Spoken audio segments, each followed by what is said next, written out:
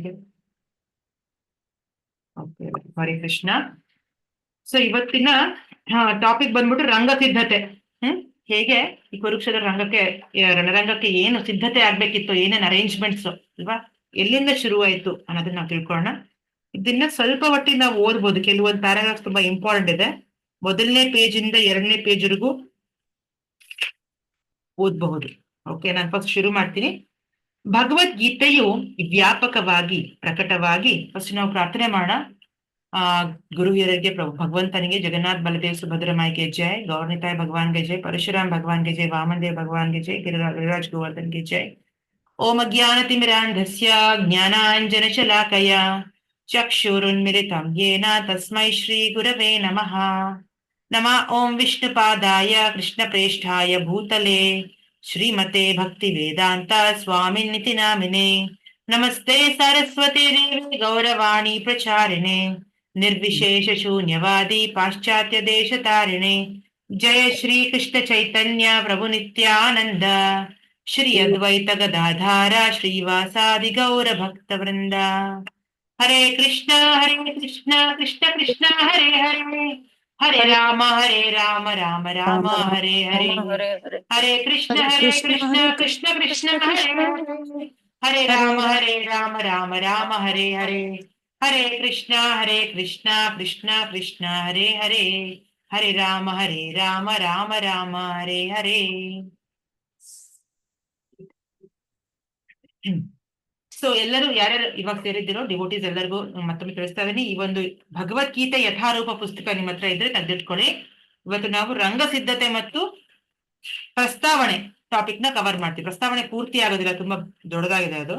ಕೆಲವೊಂದು ಅಂಶಗಳ ಬಗ್ಗೆ ನಾವು ಚರ್ಚೆ ಮಾಡೋಣ. ಪ್ರಸ್ತಾವನೆಯಲ್ಲಿ ರಂಗ ಸಿದ್ಧತೆ ಸ್ವಲ್ಪ ನಾವು ಓದ್ಕೊಂಡು ಹೋಗೋಣ. ಜಸ್ಟ್ ಸ್ವಲ್ಪ ಏನಂದ್ರೆ ಆಲ್ರೆಡಿ ನಾವು ಡಿಸ್ಕಸ್ ಮಾಡಿದ್ವಿ ಗೀತಾ ಲೆವೆಲ್ 1 ಅಲ್ಲಿ. ಓದ್ಕೊಂಡು ಹೋದ್ರೆ ನಮಗೆ ಗೊತ್ತಾಗ್ಬಿಡುತ್ತೆ ಏನ್ ಹೇಳ್ತಿದ್ದಾರೆ ಆಚಾರ್ಯರು. ಓಕೆ, ಸೊ ನಾನು ಮೊದಲಿನ 2 ಪ್ಯಾರಾಗ್ರಾಫ್ ಓದ್ತೀನಿ. ನೆಕ್ಸ್ಟ್ 2 ಪ್ಯಾರಾಗ್ರಾಫ್ ರೆಡಿಯಾಗಿ ಇಟ್ಕೊಂಡಿರೋ ಓದಬಹುದು. ಓಕೆ. ಭಗವದ್ಗೀತೆಯು ವ್ಯಾಪಕವಾಗಿ ಪ್ರಕಟವಾಗಿ ಪ್ರತ್ಯೇಕವಾಗಿಯೇ ಓದಲ್ಪಟ್ಟಂತ ಗ್ರಂಥ. ಆದರೂ ಮೂಲದಲ್ಲಿ ಅದು ಮಹಾಭಾರತದ ಒಂದು ಘಟನೆಯಾಗಿ ಕಾಣಿಸಿಕೊಳ್ಳುತ್ತದೆ. ಮಹಾಭಾರತವು ಪ್ರಾಚೀನ ಜಗತ್ತಿನ ಸಂಸ್ಕೃತ ಮಹಾಕಾವ್ಯ ಚರಿತ್ರೆ. ಈಗಿನ ಕಲಿಯುಗಕ್ಕೆ ಕೊಂಡೊಯ್ದ ಘಟನೆಗಳನ್ನು ಮಹಾಭಾರತವು ಬಿತ್ತರಿಸುತ್ತದೆ. ಈ ಯುಗದ ಪ್ರಾರಂಭದಲ್ಲಿ ಸುಮಾರು 5,000 ವರ್ಷಗಳ ಕೆಳಗಡೆ ಈ ಶ್ರೀಕೃಷ್ಣನು ಭಗವದ್ಗೀತೆಯನ್ನು ತನ್ನ ಗೆಳೆಯನೂ ಭಕ್ತನೂ ಆದ ಅರ್ಜುನನಿಗೆ ಹೇಳಿದನು. ಅವರ ಸಂವಾದವು ಮಾನವ ಕುಲಕ್ಕೆ ತಿಳಿದಿರುವ ಅತ್ಯಂತ ಶ್ರೇಷ್ಠ ತಾತ್ವಿಕ ಮತ್ತು ಧಾರ್ಮಿಕ ಸಂವಾದಗಳಲ್ಲಿ ಒಂದು. ಈ ಸಂವಾದವು ಒಂದು ಯುದ್ಧವು ಪ್ರಾರಂಭವಾಗುವ ಸ್ವಲ್ಪ ಮೊದಲು ನಡೆಯಿತು. ಇದೊಂದು ಭ್ರಾತೃಹತ್ಯೆಯ ಘೋರ ಯುದ್ಧ. ಇದು ಧೃತರಾಷ್ಟ್ರನ 100 ಮಂದಿ ಗಂಡು ಮಕ್ಕಳು ಮತ್ತು ಅವರ ಚಿಕ್ಕಪ್ಪ ಪಾಂಡುವಿನ ಮಕ್ಕಳಾದ ಪಾಂಡವರ ನಡುವೆ ನಡೆಯಿತು. ಒಂದು ಯಾರು ಓದ್ತೀರಾ? ನಾನು ಓದ್ಲಾ ಮಾತಾಜಿ?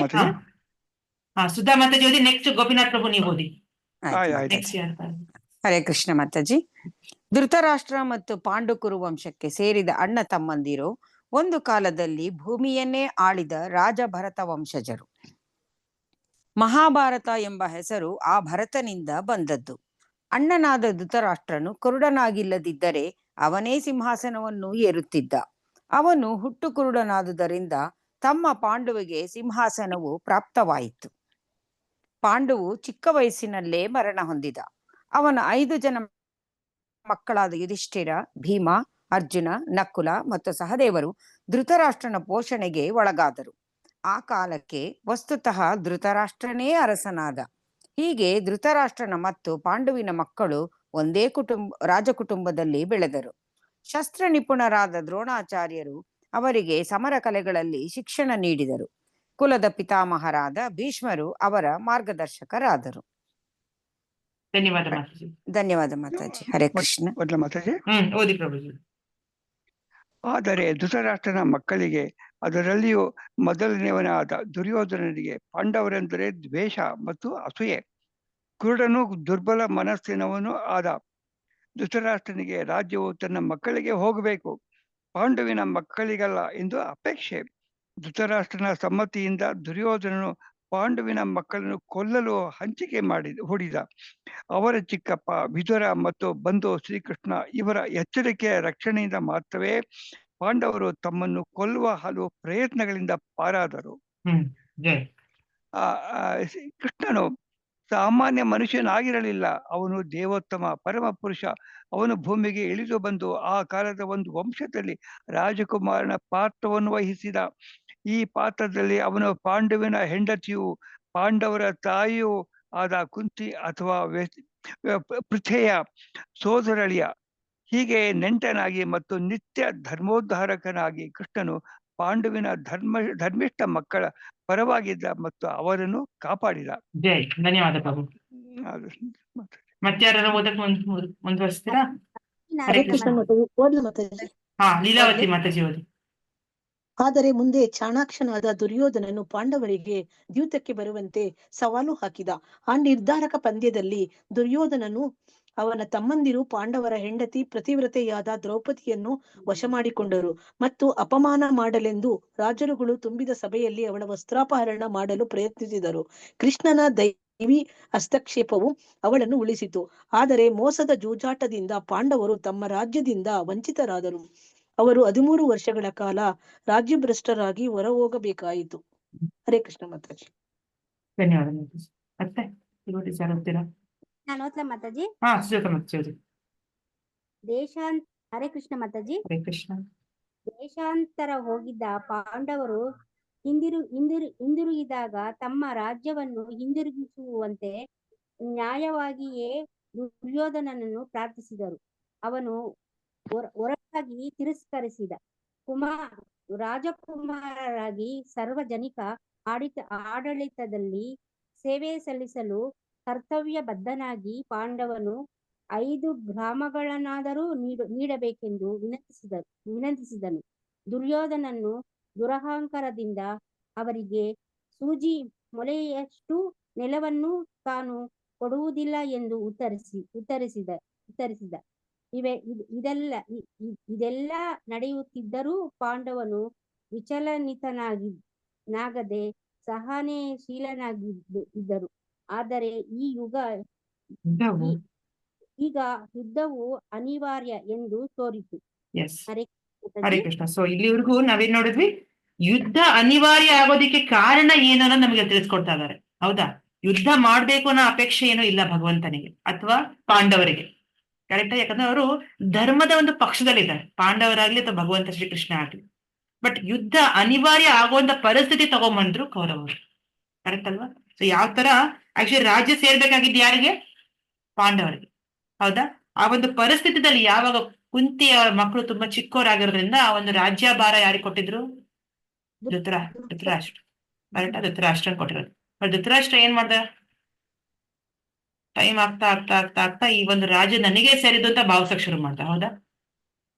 ಕರೆಕ್ಟ್? ಯಾವಾಗ ನಾವು ಆಕ್ಚುಲಿ ಬರೀ ಏನಂತಾರೆ, ನಾವ್ ಅವನಿಗೆ ಬರೀ ವಹಿಸಿರೋದಷ್ಟೇ. ಅದು ಕೆಲವು ಕಾಲ ಕೆಲವು ಸಮಯ ಇದನ್ನ ರಾಜ್ಯಭಾರ ನೋಡ್ಕೋ ಅನ್ನೋದಷ್ಟೇ ವಹಿಸಿರೋದು.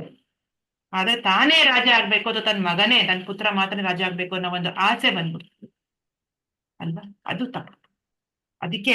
ಅದಕ್ಕೋಸ್ಕರ ಎಷ್ಟೆಲ್ಲ ಅವರು ಪ್ರಯತ್ನ ಹಾಕೋದು, ಕೊಲ್ಲಲು ಪಾಂಡುವಿನ ಮಕ್ಕಳನ್ನು ಕೊಲ್ಲಲು ಹಂಚಿಕೆ ಹೊಡೆದ್ರು.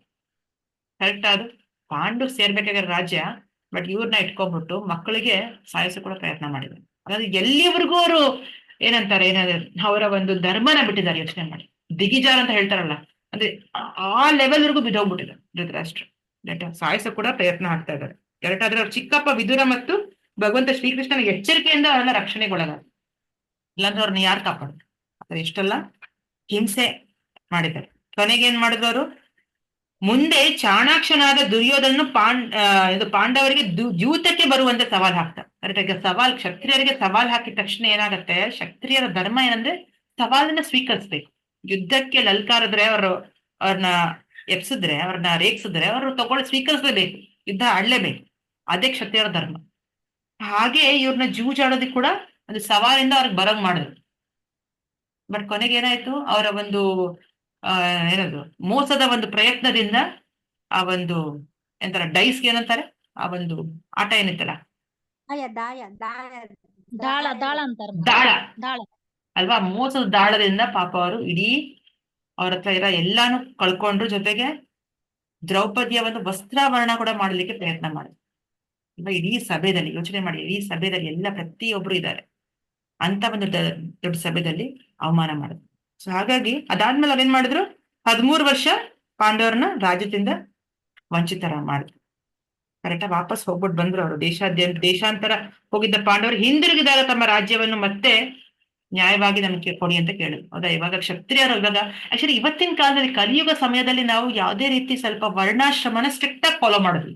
ವರ್ಣಾಶ್ರಮ ಅಂದ್ರೆ ಕ್ಷತ್ರಿಯ ಧರ್ಮ ಮಾಡೋದು, ಅಲ್ಲ ಬ್ರಾಹ್ಮಣ ಧರ್ಮ ಮಾಡೋದು, ಅವನ ಪ್ರೊಫೆಷನ್ ಮಾತ್ರ ಸ್ಟಿಕ್ ಆಗೋದಿದ್ದ, ಇದು ಯಾರು ಮಾಡ್ತಾ ಇಲ್ಲ ಇವತ್ತಿನ ಕಾಲದಲ್ಲಿ. ನಾವು ಯಾವ್ದಾದ್ರೂ ಪರವಾಗಿಲ್ಲ, ಜೀವನ ಮಾಡೋದಕ್ಕೆ ಯಾವ್ದಾದ್ರೆ ಏನು ಜಾಬು, ಯಾವ ಕೆಲಸ ಆದ್ರೇನು, ಯಾವ ವೃತ್ತಿ ಆದ್ರೇನು ಅಂತ ಭಾವಿಸ್ತೀವಿ. ಅದು ಇವತ್ತಿನ ಕಾಲದಲ್ಲಿ ಆತರ ಇರೋದು. ಇದು ಕಲಿಯುಗ. ಇಲ್ಲಿ ವರ್ಣಾಶ್ರಮ ಅಚ್ಚುಕಟ್ಟಾಗಿ ನಾವು ಆಚರಿಸಕ್ ಆಗೋದಿಲ್ಲ, ಆ ಸಮಯ ಅಲ್ಲ ಇದು. ಬಟ್ ಆ ದ್ವಾಪರ ಯುಗದಲ್ಲಿ ಪ್ರತಿಯೊಬ್ಬರವರ ವರ್ಣ ಆಶ್ರಮನ ತುಂಬಾ ಅಚ್ಚುಕಟ್ಟಾಗಿ ಆಚರಿಸ್ತಾ ಇದ್ರು. ಸೊ ಕ್ಷತ್ರಿಯನಿಗೆ ರಾಜ್ಯ ಇರ್ಲೇಬೇಕು ಆಡಳಿತ ಮಾಡಕ್ಕೆ. ಅವನು ರಾಜ್ಯ ಆಳ್ಕೊಂಡು ಆ ತರನೇ ಅವ್ನು ದುಡಿಮೆ ಮಾಡ್ಬೇಕು, ಟ್ಯಾಕ್ಸ್ ತಗೊಂಡು, ಜನರನ್ನ ನೋಡ್ಕೊಂಡು, ಜನರ ರಕ್ಷಣೆ ಕೊಟ್ಕೊಂಡು, ಅದೇ ತರ ಅವ್ನ ಜೀವನ ಸಾಗಿಸ್ಬೇಕು. ವೈಶ್ಯ ಆಗಿರೋನು ಅವನ ಒಂದು ಪ್ರೊಫೆಷನ್, ಅವನೊಂದು ಕೃಷಿನ, ಗೋರಕ್ಷಣ, ವಾಣಿಜ್ಯದೆಲ್ಲ ಮಾಡ್ಕೊಂಡು ಅವನು ಜೀವನ ಮಾಡ್ಬೇಕು. ಅವನು ಹೋಗ್ಬಿಟ್ಟು ಬ್ರಾಹ್ಮಣ ಕೆಲಸ ಮಾಡಕ್ಕಾಗಲ್ಲ, ಭಿಕ್ಷೆ ಬಿಡ್ಕೊಂಡಿರೋದು ಅಥವಾ ಯಾರೋ ಕೆಳಗಡೆ ಕೆಲಸ ಮಾಡೋದು, ಇದನ್ನ ಅವ್ರು ಮಾಡೋಂಗಿಲ್ಲ, ಮಾಡ್ತಾ ಇರ್ಲಿಲ್ಲ ಕೂಡ ಅವಾಗ. ಸೊ ಹಾಗಾಗಿ ಅವ್ರು ಬಂದ್ಬಿಟ್ಟು ಕೇಳ್ತಾರೆ, ನಮ್ಗೆ ಒಂದು 5 ಹಳ್ಳಿಗಳಾರು ಕೇಳ್ಕೊಡಿ ಅಲ್ವಾ? 5 ಹಳ್ಳಿ, ಯಾಕಂದ್ರೆ 5 ಜನ ಪಾಂಡವರಿಗೆ 5 ಹಳ್ಳಿಗಳು, ಚಿಕ್ಕ ಹಳ್ಳಿ ಕೊಟ್ರು ಸಾಕು ಅಂತ. ಬಟ್ ಆದ್ರೆ ಅವ್ರಿಗೆ ಗೊತ್ತು, ಇವರೆಲ್ಲ ತುಂಬಾ ಎಫಿಷಿಯಂಟ್ ಫೈಟರ್ಸ್, ಇವ್ರಿಗೆ ತುಂಬಾ ಈಸಿಯಾಗಿ ಒಂದು ಚಿಕ್ಕ ಹಳ್ಳಿನ ದೊಡ್ಡ ಪಟ್ಟಣ ಮಾಡೋದಕ್ಕೆ ಬರತ್ತೆ ಅಂತ ಗೊತ್ತವ್ರಿಗೆ. ಎಲ್ಲ ಚೆನ್ನಾಗಿ ಧರ್ಮ ಫಾಲೋ ಮಾಡ್ಕೊಂಡು, ಜನರನ್ನೆಲ್ಲ ತುಂಬಾ ಚೆನ್ನಾಗಿ ನೋಡ್ಕೊಂಡು, ಎಲ್ಲ ಏನು ಹಸುಗಳನ್ನೆಲ್ಲ ಇದ್ ಮಾಡ್ಕೊಂಡವ್ರು ಅಲ್ವಾ, ಕಾಯ್ಕೊಂಡು ಒಳ್ಳೆ ಬೆಳೆಗಳನ್ನ ಬೆಳೆಸ್ಕೊಂಡು ರಾಜ್ಯ ತುಂಬಾ ಸಕ್ಸಸ್ಫುಲ್ ಆಗಿ ಮಾಡೋದಕ್ಕೆ ಅವ್ರಿಗೆ ಬರುತ್ತೆ ಪಾಂಡವರಿಗೆ. ಅದೇ ಭಯ ಇವರಿಗೆ, ಎಲ್ಲಿ ಇವ್ರು ನಮ್ಗಿಂತ ದೊಡ್ಡವರಾಗ್ಬಿಡ್ತಾರೋ, ನಮ್ಮನ್ನೇ ಮೀರಿಸ್ಬಿಡ್ತಾರೋ ಇವರು, ಹಾಗಾಗಿ ನಾವ್ ಏನೂ ಕೊಡೋದಿಲ್ಲ, ಇದನ್ನ ಅವ್ರು ಒತ್ತಾಯ ಮಾಡಿದ್ರು. ಸೊ ಹಾಗಾಗಿ ಯುದ್ಧ ಮಾಡುವಂತ ಪರಿಸ್ಥಿತಿ ಬಂತು. ಕರೆಕ್ಟಾ? ನೆಕ್ಸ್ಟ್ ಯಾರು ಓದ್ತೀರಾ? ಹೀಗಿದ್ದರು ಜಗತ್ತಿನ ರಾಜ ಮಹಾರಾಜರು. ಹಾ, ಓದಿ ಮಾತಾಜಿ. ಸುಮಂಗಳ ಮಾತಾಜಿ ಓದ್ತೀರಾ? ಹರಿಕೃಷ್ಣ ಓದ್ತೇನ್ರಿ ಮಾತಾಜಿ. ಹೀಗಿದ್ದರೂ ಜಗತ್ತಿನ ರಾಜ ಮಹಾರಾಜರು ಭಿನ್ನಾಭಿಪ್ರಾಯಗಳನ್ನು ತಳೆದು ಕೆಲವರು ಧೃತರಾಷ್ಟ್ರನ ಪಕ್ಷವನ್ನು, ಇತರರು ಪಾಂಡವರ ಪಕ್ಷವನ್ನು ವಹಿಸುತ್ತಿದ್ದಾಗ ಸ್ವತಃ ಕೃಷ್ಣನೇ ಪಾಂಡವರ ದೂತನಾಗಿ ಶಾಂತಿಗಾಗಿ ಕಳಕಳಿಯಿಂದ ಪ್ರಾರ್ಥಿಸಲು ಧೃತರಾಷ್ಟ್ರನ ಆಸ್ಥಾನಕ್ಕೆ ಹೋದನು. ಅವನ ಕಳಕಳಿಯ ಮಾತುಗಳು ತಿರಸ್ಕೃತವಾದಾಗ ಯುದ್ಧವು ನಿಶ್ಚಯವಾಯಿತು. ಕೃಷ್ಣನು ದೇವೋತ್ತಮ ಪರಮಪುರುಷ ಎಂದು ಗುರುತಿಸಿದರು. ಅಧರ್ಮಿಗಳಾದ ಧೃತರಾಷ್ಟ್ರನ ಮಕ್ಕಳು ಗುರುತಿಸಲಿಲ್ಲ. ಆದರೂ ಕೃಷ್ಣನು ಪ್ರತಿಸ್ಪರ್ಧಿಗಳ ಅಪೇಕ್ಷೆಯಂತೆ ಯುದ್ಧವನ್ನು ಪ್ರವೇಶಿಸುವುದಾಗಿ ಕೇಳಿದ. ದೇವರಾಗಿ ಅವನು ಯುದ್ಧ ಮಾಡುವುದಿಲ್ಲವೆಂದ.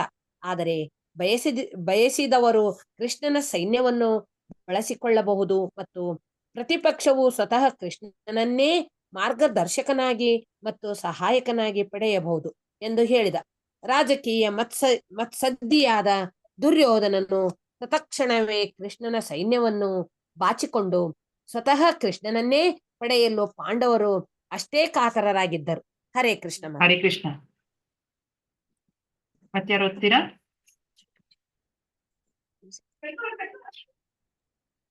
ಸಂಗೀತ ಮಾತಾಜಿ ಓದ್ತೀರಾ? ಹಾ ಮಾತಾಜಿ ಓದಿ. ಓದಿ. ಹೀಗೆ ಕೃಷ್ಣನು ಅರ್ಜುನನನ್ನು ಸಾರಥಿಯಾದ ಪುರಾಣ ಪ್ರಸಿದ್ಧನಾದ ಆ ಬಿಲ್ಲುಗಾರನ ರಥದ ಸಾರಥ್ಯವನ್ನು ವಹಿಸಿಕೊಂಡು ಭಗವದ್ಗೀತೆಯು ಪ್ರಾರಂಭವಾಗುವುದು. ಈ ಘಟ್ಟದಲ್ಲಿ 2 ಸೈನ್ಯಗಳು ಯುದ್ಧಸ್ಥಾನವಾಗಿ ನಿಂತಿವೆ. ಧೃತರಾಷ್ಟ್ರನು ತನ್ನ ಸಹಾಯಕನಾದ ಸಂಜಯನನ್ನು ಅವರೇನು ಮಾಡಿದರು ಎಂದು ಆತಂಕದಿಂದ ಕೇಳುತ್ತಿದ್ದಾನೆ. ಹೀಗೆ ಜಿಂಕೆಯಾಗಿದ್ದ ಈ ಅನುವಾದ ಮತ್ತು ವ್ಯಾಖ್ಯಾನಗಳನ್ನು ಕುರಿತು ಒಂದು ಆಸ್ವಾನವಾದ ಟಿಪ್ಪಣಿಯೊಂದೇ ಅಗತ್ಯ. ಹರೇ ಕೃಷ್ಣ. ಹರೇ ಕೃಷ್ಣ. ಸಂಗೀತ ಮಾತಾಜಿ ಹೇಳ್ತೀರಾ? ಹರೇ ಕೃಷ್ಣ ಮಾತಾಜಿ. ಹರೇ ಕೃಷ್ಣ. ಅನುವಾದಕರು ಭಗವದ್ಗೀತೆಯನ್ನು ಇಂಗ್ಲಿಷಿಗೆ ಅನುವಾದಿಸುವಾಗ ಸಾಮಾನ್ಯವಾಗಿ ಅನುಸರಿಸಿರುವ ರೀತಿಯೆಂದರೆ ತಮ್ಮ ಪರಿಕಲ್ಪನೆಗಳಿಗೆ ಮತ್ತು ವೈಭಿಚಾರಿಕತೆಗಳಿಗೆ ಸ್ಥಳ ಮಾಡಲು ವ್ಯಕ್ತಿ ಕೃಷ್ಣನನ್ನು ಪಕ್ಕಕ್ಕೆ ತಳ್ಳಿಬಿಡುವುದು. ಮಹಾಭಾರತದಲ್ಲಿರುವ ಚರಿತ್ರೆಯನ್ನು ವಿಚಿತ್ರ ಕಟ್ಟುಕತೆ ಎಂದು ಪರಿಗಣಿಸಲಾಗುತ್ತದೆ. ಅನಾಮಧೇಯ ಪ್ರತಿಭಾವಂತನೊಬ್ಬನ ವಿಚಾರಗಳನ್ನು ನಿರೂಪಿಸಲು ಕೃಷ್ಣನು ಒಂದು ಕಾವ್ಯಮಯವಾದ ಸಾಧನವಾಗುತ್ತಾನೆ. ಹೆಚ್ಚೆಂದರೆ ಆತನು ಒಬ್ಬ ಅಮುಖ್ಯ ಚಾರಿತ್ರಿಕ ವ್ಯಕ್ತಿಯಾಗಿ ಬಿಡುತ್ತಾನೆ. ಆದರೆ ಗೀತೆಯೇ ತನ್ನ ವಿಷಯವನ್ನು ಹೇಳಿಕೊಳ್ಳುವ ಮಟ್ಟಿಗೆ ಕೃಷ್ಣನೇ ಭಗವದ್ಗೀತೆಯ ಗುರಿ ಮತ್ತು ಸತ್ವ. ಆದುದರಿಂದ ಈ ಅನುವಾದ ಅದರೊಂದಿಗಿರುವ ವ್ಯಾಖ್ಯಾನದ ಉದ್ದೇಶವು ಓದುಗನನ್ನು ಕೃಷ್ಣನತ್ತ ಕರೆದೊಯ್ಯುವುದಲ್ಲದೆ ಕೃಷ್ಣನಿಂದ ದೂರವೊಯ್ಯುವುದಲ್ಲ. ಈ ರೀತಿಯಲ್ಲಿ ಯಥಾವತ್ತಾಗಿ ಭಗವದ್ಗೀತೆಯು ವಿಶಿಷ್ಟವಾದದ್ದು. ಹೀಗೆ ಭಗವದ್ಗೀತೆಯು ಸಂಪೂರ್ಣವಾಗಿ ಸಮಂಜಸವಾಗುತ್ತದೆ ಮತ್ತು ಗ್ರಹಿಸಲು ಸಾಧ್ಯವಾಗುತ್ತದೆ ಎನ್ನುವುದು ವಿಶಿಷ್ಟವಾದ ಸಂಗತಿಯೇ. ಕೃಷ್ಣನೇ ಗೀತೆಯನ್ನು ಹೇಳುವವನು, ಅದರ ಪರಮ ಗುರಿಯೂ ಅವನೇ. ಆದದ್ದರಿಂದ ಈ ಮಹಾ ಧರ್ಮ ಗ್ರಂಥವನ್ನು ಅದರ ನಿಜವಾದ ಅರ್ಥದಲ್ಲಿ ನಿರೂಪಿಸುವ ಒಂದೇ ಅನುವಾದವೂ ಇದೆ. ಜೈ ಹರೇ ಕೃಷ್ಣ ಮಾತಾಜಿ. ಹರೇ ಕೃಷ್ಣ. ಸೊ ಇಲ್ಲಿಗೆ ನಾವು ಈ ಒಂದು ರಂಗಸಿದ್ಧತೆ ಮುಗಿಸಿದ್ವಿ. ಸೊ ಈಗ ಏನ್ ಹೇಳ್ತೇನೆ, ಭಗವಂತ ಈಗ ಎಷ್ಟೊಂದೆಲ್ಲ ಭಗವದ್ಗೀತೆ ಅನ್ನೋದು ನಮಗೆ ಮಾರ್ಕೆಟ್ಗೆ ಹೋದ್ರೆ ಸಿಗತ್ತೆ. ಎಷ್ಟೊಂದೆಲ್ಲ ವರ್ಷನ್ ಇದೆ ಭಗವದ್ಗೀತೆ. ಬಟ್ ಭಗವದ್ಗೀತೆಯ ಉದ್ದೇಶ ಏನು, ಭಗವದ್ಗೀತೆಯಲ್ಲಿ ಏನ್ ಮೆಸೇಜ್ ಕೊಡ್ತಾ ಇದ್ದಾನೆ ಭಗವಂತ, ಏನ್ ವಿಷಯ ಹೇಳ್ತಾ ಇದ್ದಾನೆ, ಮುಖ್ಯವಾದಂತ ಅಂಶ ಏನ್ ತಿಳಿಸ್ತಾ ಇದ್ದಾನೆ ಯಥಾರೂಪ ಇದ್ದಂಗೆ ನಾವು ತಿಳ್ಕೋಬೇಕು ಅಲ್ವಾ. ಅದರಲ್ಲಿ ಏನು ಅವರ ಒಂದು ಭಾಷ್ಯಾಂಕರು ಯಾರ್ಯಾರು ಬರ್ತಿದ್ದಾರೆ, ಭಾಷ್ಯ ಬರ್ದಿರೋಂಥ ವ್ಯಕ್ತಿಗಳು, ಅವರ ಒಂದು ಅನಿಸಿಕೆ ಸೇರ್ಸೋದಲ್ಲ, ಭಗವಂತನ ಒಂದು ವಿಷಯ ಏನಿದೆಯೋ ಅವನೇನ್ ಯಾವ ರೀತಿಯಲ್ಲಿ ಹೇಳ್ತಿದ್ದಾನೋ ಆ ವಿಷಯ ಆಸ್ ಇಟ್ ಈಸ್ ಕೊಡ್ಬೇಕಲ್ವಾ. ಈಗ ಹೆಂಗೆ ನಾವೀಗೊಂದು ಹುಷಾರಿಲ್ಲದಾಗ ನಾವು ಡಾಕ್ಟರ್ ಹತ್ರ ಹೋದ್ವಿ ಅನ್ಕೊಳ್ಳಿ, ಮೆಡಿಸಿನ್ ನಾವ್ ಇಷ್ಟ ಬಂದಂಗೆ ತಗೊಂತೀವ. ಮೆಡಿಸಿನ್ ಇವಾಗ 3 ಸರಿ ತಗೋಬೇಕು ಅಂದ್ರೆ ನಾವು 1 ಸರಿ ತಗೊಂತೀವಿ. ಈ ಪಥ್ಯ ಮಾಡ್ಬೇಕು ಅಂದ್ರೆ ನಾವು ಅದನ್ನ ತಗೊಳ್ದೇನೆ ಬೇರೆ ಇನ್ನೇನೋ ತಿಂತೀವ ಅಥವಾ ಫಾಲೋ ಮಾಡ್ತೀವ. ಅದ್ ಮಾಡೋದ್ರಿಂದ ನಾವು ಗುಣ ಆಗ್ತೀವ? ಇಲ್ಲ ಅಲ್ವಾ, ಇಲ್ಲ ತಾನೆ? ಇಲ್ಲ ಅಲ್ವಾ. 3 ಸರಿ ಮೆಡಿಸಿನ್ ತಗೋಬೇಕು ಅಂದ್ರೆ 3 ಸರಿ ತಗೋಬೇಕಾ 1 ಸರಿ ತಗೋಬೇಕಾ? 3 ಸರಿನೇ ತಗೋಬೇಕು. 3 ಸರಿನೇ ಹಾಗೆ ಮಾಡ್ಬೇಕು. ಹಾಗೆ ತಗೋಬೇಕು. ಯಾಕೆ ಡಾಕ್ಟರ್ ಹೇಳಿದ್ರೆ ನಾವು ಕೇಳ್ಬೇಕಪ್ಪ? ನಮ್ಗೆ ಇಷ್ಟ ಬಂದಾಗ ನಾವು ಮಾಡ್ತೀವಿ. ಜಲ್ದಿ ವಾಸಿ ಆಗ್ಲಿ ಅಂತ ಮಾತಾಡಿ. ಓಕೆ, ಜಲ್ದಿ ವಾಸಿ ಆದ್ರೆ ನಿಮ್ಗೆ ಹೆಂಗ್ ಗೊತ್ತು ಪ್ರಭು? ಮೆಡಿಸಿನ್ ಮೇಲೆ ಬರ್ದಿದ್ಯಾ? ಅವ್ರು ಹೇಳಿರೋ ಪ್ರಕಾರ ಮೆಡಿಸಿನ್ ಕೊಟ್ಟಿರೋ ತೊಗೊಂಡ್ರೆ ಜಲ್ದಿ ವಾಸಿ ಆಗತ್ತೆ. ಜಲ್ದಿ ವಾಸಿ ಅಂತ ನೀವ್ ನಂಬ್ತಿದ್ದೀರಾ. ಯಾಕೆ ನಂಬ್ತಿದ್ದೀರಾ ಅಂತ ನೀವ್ ಹೇಳ್ತಾ ಇಲ್ಲ. ಮತ್ತೆ ಯಾರು ಹೇಳ್ತೀರಾ ನೀವು? ಯಾಕೆ ನಾವು ಡಾಕ್ಟರ್ ಹತ್ರ ಹೋದಾಗ ಡಾಕ್ಟರ್ ಹೇಳ್ದಾಗ ನಾವ್ ಯಾಕೆ ಕೇಳ್ಬೇಕು? ಅವ್ರು ಅದಕ್ಕೆ ಎಫರ್ಟ್ ಹಾಕಿ ಓದಿರ್ತಾರೆ ಮಾತಾಜಿ. ಎಫರ್ಟ್ ಹಾಕಿ ಅವ್ರು ಓದಿರ್ತಾರೆ. ಓಕೆ, ನೀವು ನಂಬ್ತೀರಾ? ಅವ್ರು ಎಕ್ಸ್ಪರ್ಟ್ ಅಂತ ನಂಬ್ತೀರಾ, ಕರೆಕ್ಟಾ? ಹೌದು ಮಾತಾಜಿ. ಆ ಫೀಲ್ಡ್ ಅಲ್ಲಿ ಅವ್ರ ಎಕ್ಸ್ಪರ್ಟ್, ಅವ್ರಿಗೆ ಗುಣ ಮಾಡಕ್ಕೆ ಗೊತ್ತು ರೀತಿ, ಏನ್ ಕೊಡೋದ್ರಿಂದ ನೀವು ಸರಿ ಹೋಗ್ತೀರಾ. ಹೌದು. ಅದೇ ತರ ಈ ವಿಷಯದಲ್ಲೂ ಅಷ್ಟೇ, ಭಗವಂತನ ತಿಳ್ಕೊಳ್ಳೋ ವಿಷಯದಲ್ಲಿ, ಭಕ್ತಿ ವಿಷಯದಲ್ಲಿ, ಆಧ್ಯಾತ್ಮಿಕ ವಿಷಯದಲ್ಲಿ ಒಂದು ಎಕ್ಸ್ಪರ್ಟ್ ಗುರು ಅಂತ ಇರ್ತಾರೆ. ಆ ಗುರುಗೆ ಎಷ್ಟು ಮೆಡಿಸಿನ್ ಕೊಡ್ಬೇಕು, ಹೇಗ್ ತಿಳಿಸ್ಬೇಕು, ಬದ್ಧ ಜೀವಿಗಳಿಗೆ ಯಾವ ವಿಷಯ ಹೇಳಿದ್ರೆ, ಹೇಗ್ ಹೇಳಿದ್ರೆ, ಯಾವ ತರ ತಿಳಿಸ್ಕೊಟ್ರೆ ನಮ್ಗೆ ಅರ್ಥ ಆಗತ್ತೆ ಭಗವಂತನ ಒಂದು ಸಂದೇಶ ಅನ್ನೋದು ಗೊತ್ತು. ಅದಕ್ಕೆ ನಾವು ಎಕ್ಸ್ಪರ್ಟ್ ಅಂದ್ರೆ ಗುರು ಅಥವಾ ಕೃಷ್ಣ ಹೇಳಿದ್ನ ನಾವು ಆಸ್ ಇಟ್ ಈಸ್ ಅರ್ಥ ಮಾಡ್ಕೊಳ್ಳೋಕೆ ಪ್ರಯತ್ನ ಮಾಡ್ಬೇಕು. ಓಕೆ, ಸೊ ಹಾಗಾಗಿ ಇವಾಗ ನಾವು ಪ್ರಸ್ತಾವನೆ ನೋಡೋಣ. ಪ್ರಸ್ತಾವನೆಯಲ್ಲಿ ಕೆಲವು ಶುರುದಲ್ಲಿ ಪ್ರಾರ್ಥನೆಗಳಿದೆ. ಓಕೆ, ಪ್ರಾರ್ಥನೆಗಳನ್ನ ಒಂದ್ಸರಿ ಹೇಳ್ಕೊಳ್ಳೋಣ.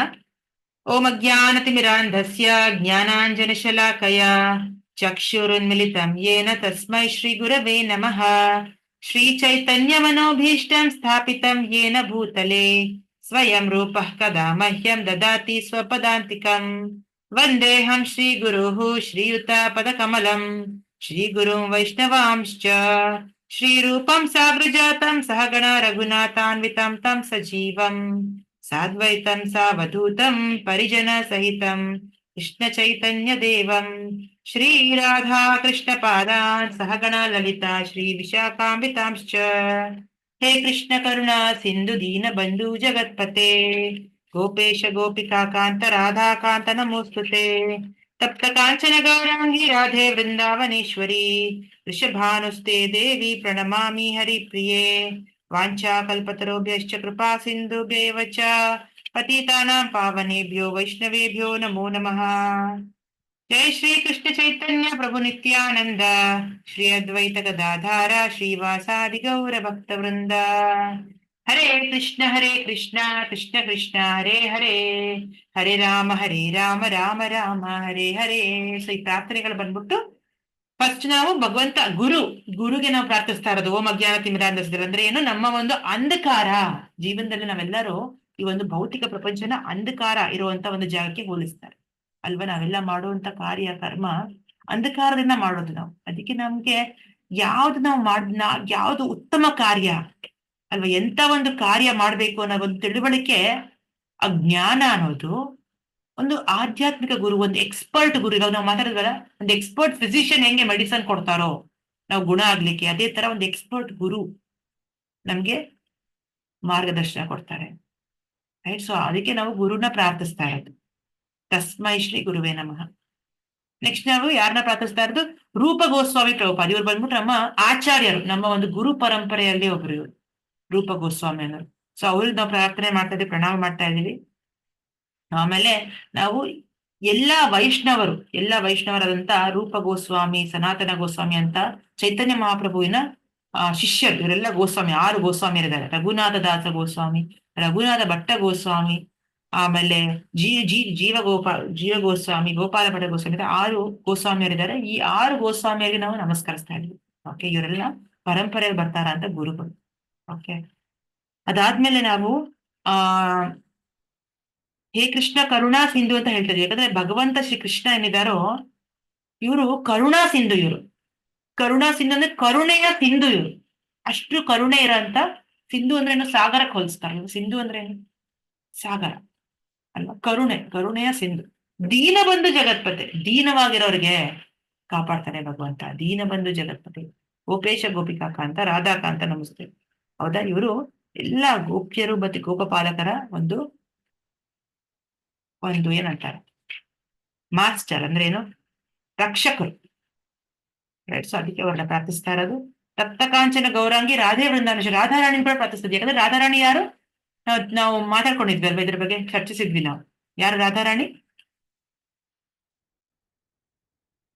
ಭಗವಂತನ ಆಹ್ಲಾದಿನಿ ಶಕ್ತಿ, ಭಗವಂತನ ಅಂತರಂಗ ಶಕ್ತಿ ಅಲ್ವಾ. ನಮ್ಮ ಹರೇ ಕೃಷ್ಣ ಮಹಾಮಂತ್ರದಲ್ಲಿ ಮೊದಲನೇ ಪದ ಏನು ಉಪಯೋಗಿಸ್ತೀವಿ ನಾವು? ಹರೇ ಹರೇ ಹರೇ. ಹರೇ ಯಾರನ್ನ ಬೋಧಿಸ್ತಾ ಇರೋದು? ರಾಧಾರಾಣಿ. ರಾಧಾರಾಣಿ. ಅದಕ್ಕೆ ಆಕೆಗೂ ನಾವು ನಮಸ್ಕಾರ ಮಾಡ್ತಾ ಇದ್ದೀವಿ. ತಪ್ತ ಕಾಂಚನ ಗೌರಾಂಗಿ ರಾಧೆ ಬೃಂದಾವನೇಶ್ವರಿ. ವೃಷಭಾನು ಯಾರ ಮಗಳು ಆಕೆ? ರಾಧಾರಾಣಿ ವೃಷಭಾನುವಿನ ಮಗಳು. ವೃಷಭಾನು ಮತ್ತೆ ಕೀರ್ತಿದಾರ ಮಗಳು ರಾಧಾರಾಣಿ. ಪ್ರಣಮಾಮಿ ಹರಿಪ್ರಿಯೆ. ಹರಿಪ್ರಿಯಾಕೆ ಯಾರ ಪ್ರಿಯೆ? ಹರಿಯ ಪ್ರಿಯೆ ಅಲ್ವಾ, ಭಗವಂತ ಕೃಷ್ಣನ ಪ್ರಿಯ. ವಾಂಚಕಲ್ಪತರುಭ್ಯಶ್ಚ ಕೃಪಾ ಸಿದ್ಧುಭ್ಯಶ್ಚ ಎಲ್ಲ ವೈಷ್ಣವರಿಗೆ ನಾವು ಪ್ರಣಾಮ ಮಾಡ್ತಾ ಇದೀವಿ. ಯಾಕಂದ್ರೆ ಅವರೆಲ್ಲ ಪತಿತರಾಂ ಪಾವನ, ಎಲ್ಲ ಪತಿತರಿಗೆ ಅವರು ಪಾವನ ಮಾಡ್ತಾರೆ. ಪತಿತರು ಅಂದ್ರೆ ಏನು, ಎಲ್ಲ ಮಾಡ್ಬಾರ್ದ ಕಾರ್ಯಗಳನ್ನ ಮಾಡಿ ಈ ಕಲಿಯುಗದ ಒಂದು ಜೀವಿಗಳನ್ನ ರಕ್ಷಿಸ್ತಾರೆ ವೈಷ್ಣವರು. ಅಂತವ್ರಿಗೆ ನಾವು ಪ್ರಣಾಮ ಸಲ್ಲಿಸ್ತಾ ಇದೀವಿ. ಅದಾದ್ಮೇಲೆ ಪಂಚತತ್ವ ನಾವು ಸಹ ಪ್ರಣಾಮ ಸಲ್ಲಿಸ್ತಾ ಇದೀವಿ. ಶ್ರೀಕೃಷ್ಣ ಚೈತನ್ಯ ಪ್ರಭು ನಿತ್ಯಾನಂದ ಶ್ರೀ ಅದ್ವೈತ ಗದಾಧರ ಶ್ರೀ ಗೌರ ಭಕ್ತ ವೃಂದ. ಅದಾದ್ಮೇಲೆ ಮಹಾಮಂತ್ರ ಹೇಳ್ತಾ ಇದೀವಿ ನಾವು. ಓಕೆ. ಸೊ ಇದೆಲ್ಲ ಪ್ರಾರ್ಥನೆ. ನಾವ್ ಯಾವುದೇ ಆಧ್ಯಾತ್ಮಿಕ ಕಾರ್ಯ ಮಾಡೋಕ್ಕಿಂತ ಮುಂಚೆ ಗುರು ಮತ್ತೆ ಗುರು ಪರಂಪರ ಮತ್ತೆ ಕೃಷ್ಣ ಮತ್ತೆ ರಾಧಾರಾಣಿ ವೈಷ್ಣವರು ಇವರ ಪ್ರಾರ್ಥನೆ ಮಾಡಿ ಪಂಚತತ್ವನ ನೆನ್ಸ್ಕೊಂಡು ಆಮೇಲೆ ಮಹಾಮಂತ್ರ ಹೇಳ್ಕೊಂಡು ನಾವು ಪ್ರಾರ್ಥಿಸಿದ್ರೆ ನಾವು ಮಾಡುವಂತ ಕಾರ್ಯ ನಮ್ಗೆ ಸಫಲ ಆಗತ್ತೆ. ನಮ್ಗೆ ಅವತ್ತಿನ ತಿಳ್ಕೊಂಡಿರೋಂತ ನಾವು ಮಾಡ್ತಿರೋಂಥ ಆಧ್ಯಾತ್ಮಿಕ ಕಾರ್ಯ ಏನಿದೆ, ಈ ಒಂದು ಸೇವೆ ಏನ್ ಸಲ್ಲಿಸ್ತಾ ಇದೀವೋ ಅದು ನಮ್ಗೆ ಸಫಲ ಆಗತ್ತೆ, ನಮ್ಗೆ ಅರ್ಥ ಆಗತ್ತೆ, ನಮ್ಮ ಜೀವನದಲ್ಲಿ ನಾವು ಇಳಿಸ್ಕೊಳ್ಳಕ್ಕೆ ಅನುಕೂಲ ಆಗತ್ತೆ. ಓಕೆ. ಸೊ ಮುಂದೆ ಇಲ್ಲಿ ಏನ್ ಹೇಳ್ತಾರೆ, ಭಗವದ್ಗೀತೆ ಅನ್ನೋದು ಒಂದು ಉಪನಿಷತ್. ಇದಕ್ಕೆ ಗೀತೋಪನಿಷತ್ ಅಂತ ಕರೀತಾರೆ. ಓಕೆ. ಎಷ್ಟೆಲ್ಲ 108 ಉಪನಿಷತ್ಗಳಿದೆ. ಅದರಲ್ಲಿ ಮುಖ್ಯವಾದಂತ ಉಪನಿಷತ್ ಅಂದ್ರೆ ಉಪನಿಷತ್ತಿನ ಸಾರ ಬಂದ್ಬಿಟ್ಟು ಈ ಒಂದು ಭಗವದ್ಗೀತೆದಲ್ಲಿ ಇದೆ. ಓಕೆ. ಇವಾಗ ಕೆಲವರು ಹೇಳ್ತಾರೆ ಇಷ್ಟೊಂದೆಲ್ಲ ಭಗವದ್ಗೀತೆ ಇದೆಯಲ್ಲ, ಮತ್ತೆ ಈ ಯಥಾರೂಪದ ಅವಶ್ಯಕತೆ ಯಾಕಿದೆ ಅಲ್ವಾ, ಮತ್ತೆ ಅದೇ ಪ್ರಶ್ನೆ. ಸೊ ಅದಕ್ಕೆ ಹೇಳ್ತಾರೆ ಕೆಲವು, ಅದಕ್ಕೆ ಈ ಒಂದು ನಿಜವಾದ ಮೆಸೇಜ್, ಭಗವದ್ಗೀತೆ ಮೆಸೇಜ್ ನೋಡಿ ಇಲ್ಲಿ ಹೇಳ್ತಾರೆ.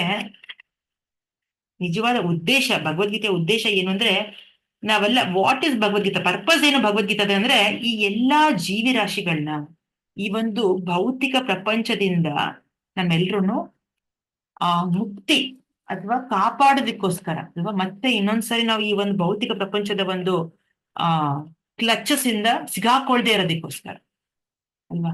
ಯಾಕಂದ್ರೆ ಅಜ್ಞಾನದಿಂದ ತುಂಬೋಗಿದೆ ನಮ್ಮ ಮನಸ್ಸು, ನಮ್ಮ ಬುದ್ಧಿ ಶಕ್ತಿ. ಅಲ್ವಾ, ನಾವ್ ಯಾವ ತರ ಗುರುತಿಸ್ಕೊಂತೀವಿ, ನಾನೊಬ್ಬ ಇಂಡಿಯನ್ ಅಪ್ಪ, ನಾನೊಬ್ಬ ಭಾರತೀಯ, ನಾನೊಬ್ಬ ಅಮೇರಿಕನ್ನು, ಅಥವಾ ನಾನು ಈ ಜಾತಿದವನು, ನಾನು ಆ ಜಾತಿದವನು, ನಾನು ಇಂಜಿನಿಯರು, ನಾನು ಡಾಕ್ಟ್ರು, ಅಥವಾ ಇನ್ನೇನು, ಈ ತರ ಹಲವಾರು ಒಂದು ಬಿರುದುಗಳಿಂದ ನಮ್ಮನ್ನ ನಾವು ಗುರುತಿಸ್ಕೊಂತೀವಿ ಅಲ್ವಾ. ನಾನು ಅದು ಅಲ್ವಾ. ಈ ಒಂದು ಐಡೆಂಟಿಫಿಕೇಶನ್ ನಾವು ತಿಳಿಸ್ಕೋಬೇಕು, ಕ್ಲಿಯರ್ ಮಾಡ್ಕೋಬೇಕು ನಮ್ಮ ಮನಸ್ಸಲ್ಲಿ. ಆ ಕ್ಲಿಯರ್ ಮಾಡ್ಕೊಳ್ಳೋದಕ್ಕೆ ಭಗವದ್ಗೀತಾ ನಮಗೆ ಸಹಾಯ ಮಾಡುತ್ತೆ. ಹಿಂಗೆ ಅರ್ಜುನ ಭಗವಂತ ಅವನು ಅಷ್ಟೇ ಅಲ್ವಾ. ಈಗ ನಾವೆಲ್ಲರೂ ಎಷ್ಟೆಲ್ಲ ಕಷ್ಟಗಳಿಂದ ನಾವು ಜೂಜಾಡ್ತಾ ಇದೀವಿ ಪ್ರಪಂಚದಲ್ಲಿ. ಎಲ್ಲರಿಗೂ ಕಷ್ಟ ಅನ್ನೋದಿದೆ, ಎಲ್ಲರಿಗೂ ಹಲವಾರು ಹಂತದಲ್ಲಿ ಹಲವಾರು ರೀತಿಯ ಕಷ್ಟಗಳು ಬರ್ತಾ ಇದೆ. ಆ ಕಷ್ಟನ ಹೇಗೆ ಎದುರಿಸೋದು, ಅರ್ಜುನನೇ ಕೂಡ ಕಷ್ಟ ಬಂದಿದೆ ಅಲ್ವಾ. ಅಷ್ಟು ದೊಡ್ಡ ಯೋಧ ಆಗಿ ಅವನು ಯುದ್ಧ ಮಾಡ್ಲಿಕ್ಕೆ ಆಗ್ತಾ ಇದೆ. ಯುದ್ಧ ಮಾಡ್ಬೇಕಾ ಮಾಡ್ಬಾರ್ದ ಅಲ್ವಾ, ಇದೆಲ್ಲ ಯೋಚನೆ ಮಾಡ್ತದೆ. ಯುದ್ಧದ ಪರಿಣಾಮ ಏನು, ಯುದ್ಧದ ಪರಿಣಾಮ ಪೂರ್ತಿಯಾಗಿ ಅವನು ಅರ್ಥ ಮಾಡ್ಕೋತಾ ಇಲ್ಲ ಅಲ್ವಾ, ಭೌತಿಕವಾಗಿ ನೋಡ್ತಾ ಇದ್ದಾನೆ. ಸೊ ಹಾಗಾಗಿ ಅರ್ಜುನನಿಗೆ ಅರ್ಥ ಆಗದ್ಮೇಲೆ ಈ ಪ್ರಪಂಚ ಅವ್ನು ಯುದ್ಧ ಹೇಗ್ ಮಾಡೋದು ನಮ್ಗೇನ್ ಅರ್ಥ ಆಗತ್ತೆ. ಯುದ್ಧ ಯಾತಕ್ಕೆ ಹೇಳ್ತಿದ್ದಾರೆ ಅಂದ್ರೆ, ಹೆಂಗೆ ಯುದ್ಧ ಭೂಮಿದಲ್ಲಿ ಅವ್ನು ನಿಂತಿದ್ದಾನೋ ಅರ್ಜುನ, ಅದೇ ತರ ನಾವೆಲ್ಲರೂ ಒಂದು ಯುದ್ಧ ಭೂಮಿದಲ್ಲಿ ಇರೋದು. ಈ ಜೀವನ ಕೂಡ, ನಮ್ಮ ಜೀವನ ಕೂಡ ಒಂದು ಯುದ್ಧ ಭೂಮಿಗೆ ಸಮಾನ. ನಾವೆಲ್ಲರೂ ಈ ಒಂದು ಶರೀರದಲ್ಲಿ ಇದ್ದೀವಿ, ಎಲ್ಲರೂ ನಾವು ಈ ಶರೀರದಲ್ಲಿ ಸಿಗಾಕೊಂಡಿದ್ವಿ. ಈ ಒಂದು ಶರೀರದಿಂದ ಹೇಗೆ ಹೊರಗೆ ಬರೋದು, ಪ್ರತಿಯೊಂದು ಚಾಲೆಂಜಸ್ ಇಂದ, ಕಷ್ಟಗಳಿಂದ ಹೇಗೆ ಪಾರಾಗೋದು. ಇಷ್ಟೆಲ್ಲ ಪ್ರಸಂಗಗಳನ್ನ ನಾವು ಎದುರಿಸ್ತೀವಿ ಅಲ್ಲ. ನಮ್ಗೆ ಇಷ್ಟ ಇಲ್ಲ, ಕಷ್ಟ ನೋಡೋದು ಯಾರಿಗೂ ಇಷ್ಟ ಇಲ್ಲ ನಮ್ಗೆ ಅಲ್ಲ. ನಮ್ಗೆ ಅನ್ಕೊಂಡಾಗೆ ಎಲ್ಲ ಹ್ಯಾಪಿಯಾಗಿರ್ಬೇಕಪ್ಪ ಅಂತ ನಾವು ಬಯಸ್ತೀವಿ, ಎಲ್ಲ ಚೆನ್ನಾಗಿರ್ಬೇಕು ಅಂತ ಬಯಸ್ತೀವಿ. ಆದ್ರೆ ಅದು ಆತರ ಆಗತ್ತಾ, ಆತರ ಇರತ್ತಾ? ಕೆಲವು ಸಮಯ ಇರುತ್ತೆ, ಕೆಲವು ಸಮಯ ಇರೋದಿಲ್ಲ. ಎಷ್ಟು ಸಮಯ ಚೆನ್ನಾಗಿರತ್ತೆ ನಾವು ಹೇಳಕ್ಕಾಗಲ್ಲ ಅಲ್ವಾ. ನಾವ್ಯಾರು ಕಂಟ್ರೋಲರ್ ಅಲ್ಲ, ನಾವ್ಯಾರು ಕಂಟ್ರೋಲ್ ಮಾಡಕ್ ಆಗತ್ತ? ನಾಳೆ ನನ್ನ ಜೀವನ ಈ ತರನೇ ಇರ್ಬೇಕಪ್ಪ ಅಂತ ಅನ್ನಕ್ಕಾಗತ್ತ? ಯಾರಿಗಾರು ಆಗತ್ತ? ಆಗಲ್ಲ. ಆ ಕಂಟ್ರೋಲ್ ನಮ್ಮ ಕೈಯಲ್ಲಿ ಇಲ್ಲ. ಕರೆಕ್ಟಾ? ಯಾವಾಗ ನಾವು ಭಗವದ್ಗೀತೆ ತಿಳ್ಕೋತೀವೋ, ಯಾವಾಗ ನಾವೊಂದು ಅರ್ಜುನನ ಮೂಡ್ ಬರ್ತೀವೋ ಅಲ್ವಾ. ಅರ್ಜುನನ ಮೂಡೇನಂದ್ರೆ ಶರಣಾಗತಿ. ಕೃಷ್ಣ ನೀನ್ ಏನ್ ಹೇಳ್ತೀವಿ ನನಗೆ ಸ್ಪಷ್ಟವಾಗಿ ತಿಳಿಸ್ಬಿಡು, ನಾನು ನೀನ್ ಹೇಳ್ದಂಗೆ ನಾನು ಫಾಲೋ ಮಾಡ್ತೇನೆ ಅಲ್ವಾ. ಯಥಾರ್ಥವಾಗಿ ನಾನು ಫಾಲೋ ಮಾಡ್ತೀನಿ ಅನ್ನೋದು ಅರ್ಜುನನ ಒಂದು ಮೂಡ್. ಸೊ ಅದೇ ಮೂಡ್ ನಾವು ಬಂದ್ರೆ, ನಾವು ಆ ಸಬ್ಮಿಸಿವ್ ಮೂಡ್ ಬರ್ಬೇಕು. ಸಬ್ಮಿಷನ್ ಅಂದ್ರೆ ಏನು? ಪೂರ್ತಿಯಾಗಿ ಸ್ವೀಕರಿಸೋದು. ಈ ಕೆಲವರು ಭಗವದ್ಗೀತೆ ಓದ್ತಾರೆ, ಬಟ್ ಭಗವದ್ಗೀತೆದಲ್ಲಿ ಇರೋಂತ ವಿಷಯಗಳನ್ನ ಸ್ವೀಕರಿಸ್ತಾರೆ. ಕೆಲವೊಂದು ಭಗವದ್ಗೀತೆಯಲ್ಲಿ ಏನಂದ್ರೆ ವಿಷಯ ನಾವು ನೋಡೋದಲ್ವಾ, ಚರ್ಚಿಸಿದ್ವಿ ಲೆವೆಲ್ 1 ಅಲ್ಲಿ. ಏನಪ್ಪಾ, ಇವಾಗ ಕರ್ಮ ಮಾಡ್ಬೇಕು ಅಂತ ಭಗವಂತ ಹೇಳ್ತಾರೆ. ಓಕೆ, ನಾನು ಜೀವನ ಪರ್ಯಂತ ಕರ್ಮ ಮಾಡ್ತಾ ಹೋಗ್ತೀನಿ, ನಾನ್ ಕೆಲಸ ಮಾಡ್ಕೊಂಡು ಹೋಗ್ತೀನಿ, ನಾನ್ ಸಕ್ಸಸ್ಫುಲ್ ಆಗಿ ಕೆಲಸ ಮಾಡ್ಕೊಂಡು ಹೋಗ್ತಿರ್ತೀನಿ. ಆದ್ರೆ ಕ್ರೆಡಿಟ್ ಕೃಷ್ಣನಿಗೆ ಕೊಡೋದಿಲ್ಲ. ಕೃಷ್ಣ ಅನ್ನೋನ್ ಯಾರು? ಅವನೊಬ್ಬ ದೊಡ್ಡ ವ್ಯಕ್ತಿ, ಅಥವಾ ಕೃಷ್ಣ ಅನ್ನೋನು ಭಗವಂತ ಅಲ್ಲ, ಅವನೊಬ್ಬ ಸಾಮಾನ್ಯ ವ್ಯಕ್ತಿ ಅಲ್ಲೊಬ್ಬ. ಅವನು ಕೂಡ ನಮ್ ತರನೇ ಒಬ್ಬ ಸಾಮಾನ್ಯ ವ್ಯಕ್ತಿ ಅಂತ ಭಾವಿಸೋದು, ಅಥವಾ ಭಗವಂತನ ಪಕ್ಕಕ್ಕೆ ಇಟ್ಬಿಟ್ಟು ಭಗವದ್ಗೀತೆನ ತಗೊಳ್ಳೋದು.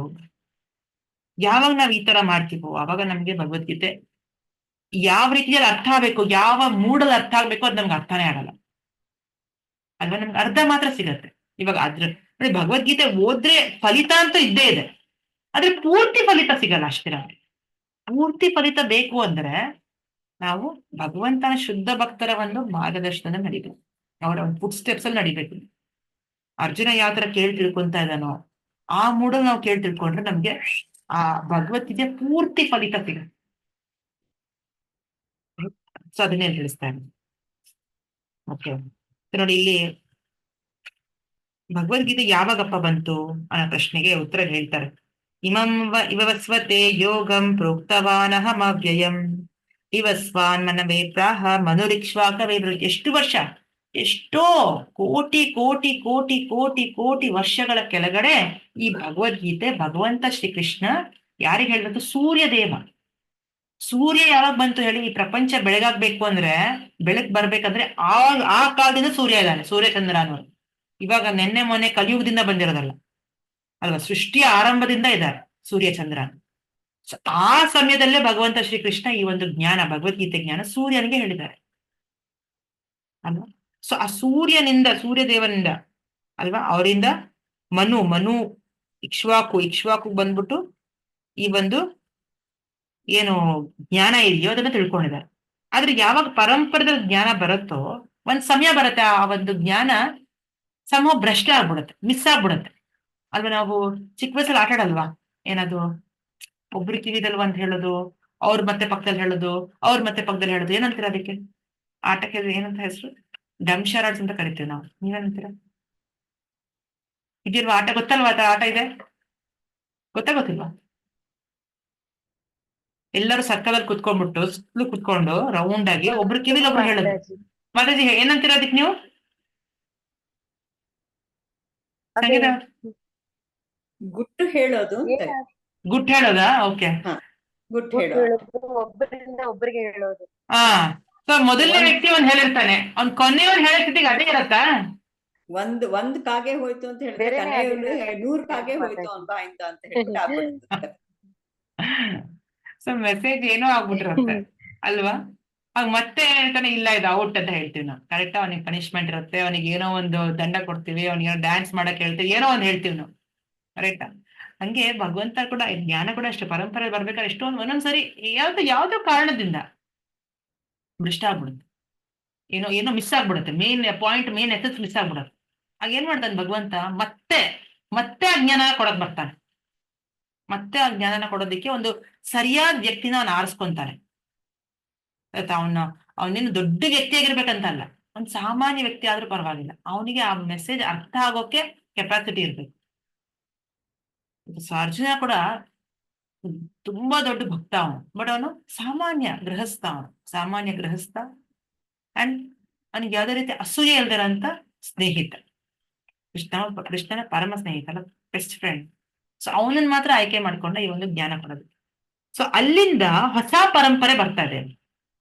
ಪರಂಪರೆ ಅನ್ನೋದು ಭಗವಂತ ಎಲ್ಲಿಂದ ಕೊಡ್ತಾನೋ ಅಲ್ಲಿಂದ ಆ ಚೈನ್ ಸ್ಟಾರ್ಟ್ ಆಗತ್ತೆ, ಆ ಜ್ಞಾನ ಸ್ಟಾರ್ಟ್ ಆಗತ್ತೆ. ಸೊ ಈಗ ಅರ್ಜುನನ ಮುಖಾಂತರ ಹೊಸ ಪರಂಪರೆನ ಶುರು ಮಾಡಿದ್ದಾನೆ. ಆ ಜ್ಞಾನ ಅನ್ನೋದು ಮತ್ತೆ ಫ್ಲೋ ಆಗ್ತಾ ಇದೆ. ಸೊ ಹಾಗಾಗಿ ಈ ಒಂದು ಸೇಮ್ ಜ್ಞಾನ ಏನ್ ಅರ್ಜುನ ಕೇಳಿಸ್ಕೊಂತಾನೆ ಕೃಷ್ಣನಿಂದ, ಅದೇ ಜ್ಞಾನನ ನಾವು ಕೇಳಿಸ್ಕೊಂಡ್ರೆ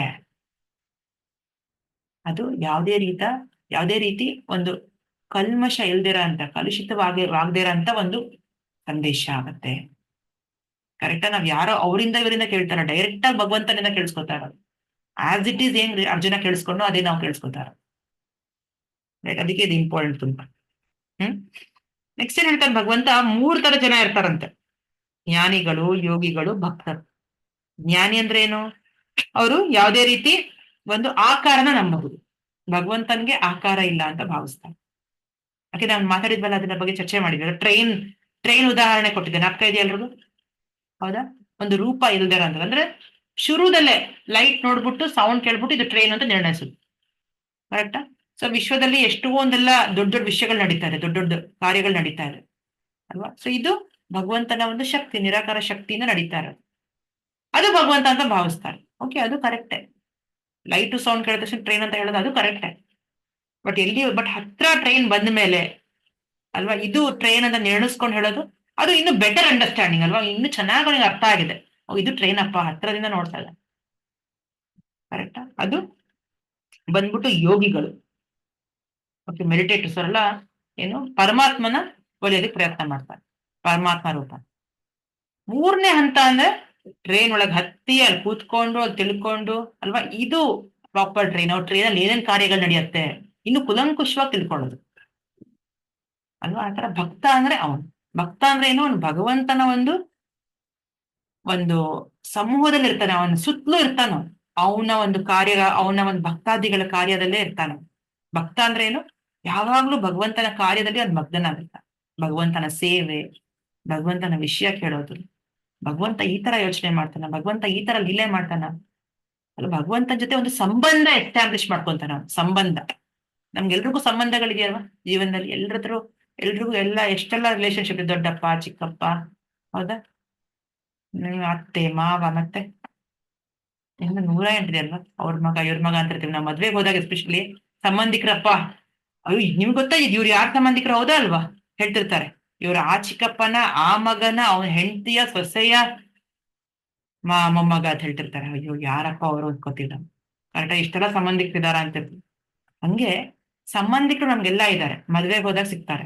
ಬಟ್ ಭಗವಂತನ ಜೊತೆ ಸಂಬಂಧ ಇದೆ. ಯಾವ ತರ ಸಂಬಂಧ ಬೆಳೆಸ್ಬೋದು ಅದಕ್ಕೆ ಹೇಳ್ತಾರೆ. 5 ತರ ಸಂಬಂಧ ಇರ್ಬೋದಂತ. 5 ತರ ಸಂಬಂಧ ನಮ್ದು ಭಗವಂತನ ಜೊತೆ ಆಗತ್ತಂತ. ಏನೇನಾಗಿದೆ ಆಗತ್ತೆ ಹೇಳ್ತಾರೆ. ಒಂದು ಬಂದ್ಬಿಟ್ಟು ಶಾಂತ ರಸದಲ್ಲಿ. ಶಾಂತ ರಸ ಅಂದ್ರೆ ಏನು? ಶಾಂತ ಅಂದ್ರೆ ಹೆಂಗೆ, ಈ ಒಂದು ಗಿಡ ಮರಗಳಾಗಿರ್ಬೋದು, ಪ್ರಾಣಿ ಪಕ್ಷಿಗಳಾಗಿರ್ಬೋದು ಅಲ್ವಾ, ಯಾವುದೇ ರೀತಿ ಒಂದು ಡೈರೆಕ್ಟ್ ಆಗಿ ಸೇವೆ ಸಲ್ಲಿಸಕ್ ಆಗದೆ ಇರ್ಬೋದು. ಇದೆಲ್ಲ ಶಾಂತ ಭಾವ. ಶಾಂತ ರಸದಲ್ಲಿ ಅವರ ಸಂಬಂಧ ಬೆಳೆಸ್ಕೊಂಡು ಶಾಂತ ಭಾವ. ನೆಕ್ಸ್ಟ್ ಬಂದ್ಬಿಟ್ಟು ಆಕ್ಟಿವ್. ಆಕ್ಟಿವ್ ಅಂದ್ರೆ ಏನು? ದಾಸ್ಯ ಭಾವ. ದಾಸ್ಯ ಅಂದ್ರೆ ಯಾರು? ದಾಸ್ಯಕ್ಕೆ ತುಂಬಾ ಫೇಮಸ್ ಯಾರಪ್ಪ? ಯಾರು ಹೇಳ್ತೀರ? ದಾಸ್ಯ ಆಂಜನೇಯ. ಆಂಜನೇಯ, ಹನುಮಂತ ಅಲ್ವಾ, ದಾಸ್ಯ ಭಾವ. ದಾಸ್ಯ ಭಾವದಲ್ಲಿ ಕೂಡ ನಾವು ತುಂಬಾ ಚೆನ್ನಾಗಿ ಸೇವೆ ಸಲ್ಲಿಸ್ತೀವಿ ಅಲ್ವಾ. ಇವ್ರು ನನ್ನ ಮಾಸ್ಟರ್, ಇವ್ರು ನನ್ನ ಒಡೆಯ ಅಂತ ಭಾವಿಸಿ ಸೇವೆ ಸಲ್ಲಿಸ್ತೀವಿ. 2ನೇದು. 3ನೇದೇನಪ್ಪ ಸಂಬಂಧ ಭಗವಂತ ಜೊತೆ ನಾವು ನಿರೀಕ್ಷಿಸ್ಕೋಬಹುದು ಅಂದ್ರೆ ಸಖ. ಸಖ. ಅರ್ಜುನ ಸಖ. ಅರ್ಜುನನಾಗಿ ಭಗವಂತನ ಇನ್ನೂ ಇಷ್ಟ ಸಖರಿದ್ದಾರೆ. ಎಲ್ಲ ಗೋಪ ಬಾಲಕರು ಅಲ್ವಾ. ಸುಧಾಮ ಆಗಿರ್ಬೋದು, ಶ್ರೀಧಾಮ, ಇವರೆಲ್ಲ ಭಗವಂತನ ಸಖ. ಭಗವಂತ ತುಂಬಾ ಅನ್ಯೋನ್ಯವಾಗಿರ್ತಾನೆ ಇವ್ರಗಳ ಜೊತೆ. ನನಗೊಬ್ಬ ಭಗವಂತ ಅಂತ ಅವ್ನು ಭಾವಿಸೋದಿಲ್ಲ, ನಾನು ನಿಮ್ಮಲ್ಲಿ ಒಬ್ಬ ಅಲ್ವಾ. ಅದು ಭಗವಂತನ ಒಂದು ಮೂಡು. ನಾವ್ ಹೆಂಗೆ ನಮ್ಮ ಫ್ರೆಂಡ್ಸ್ ಜೊತೆ ಹೆಂಗಿರ್ತೀವಿ, ನಾವು ಏನು ಭುಜದ ಮೇಲೆ ಕೈ ಹಾಕ್ತಿವಿ, ನಾವು ಏನೇ ಬಾರೆ ಹೋಗು ಅಲ್ವಾ ಹೇಳ್ತೀವಿ. ಕರೆಕ್ಟ್. ಎಲ್ಲ ನಮ್ಮಲ್ಲಿ ನಮ್ಮ ಹತ್ರ ಇರೋ ಸೀಕ್ರೆಟ್ಸ್ ಎಲ್ಲ ನಾವು ಶೇರ್ ಮಾಡ್ಕೊಂತೀವಿ. ಹಾಗೆ ಫ್ರೆಂಡ್ಸ್ ಅಂದ್ರೆ ಹಾಗೆ. ಇದು 3ನೇ ಸಂಬಂಧ. ನಾವು ಭಗವಂತನ ಜೊತೆ ಸಂಬಂಧಿಸ್ಕೋಬಹುದು, ಸಂಬಂಧ ಬೆಳೆಸ್ಕೋಬಹುದು. ರೈಟ್. 4ನೇದು ಬಂದ್ಬಿಟ್ಟು ವಾತ್ಸಲ್ಯ. ಹಾ, ಭಗವಂತನ ಮೇಲೆ ಇರುವಂತ ವಾತ್ಸಲ್ಯ. ಯಾರಿಗೆ ಇರುತ್ತೆ? ಭಗವಂತನ ಮೇಲೆ, ಮಕ್ಕಳ ಮೇಲೆ.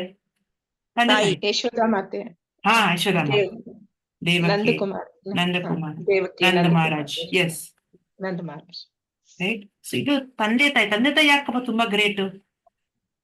ಯಾಕೆ ವಾತ್ಸಲ್ಯ ಭಾವ ತುಂಬಾ ಉತ್ತಮ ಈ ಬಾಕಿ ದಾಸ್ಯಕ್ಕಿಂತ, ಸಾಕ್ಯಕ್ಕಿಂತ?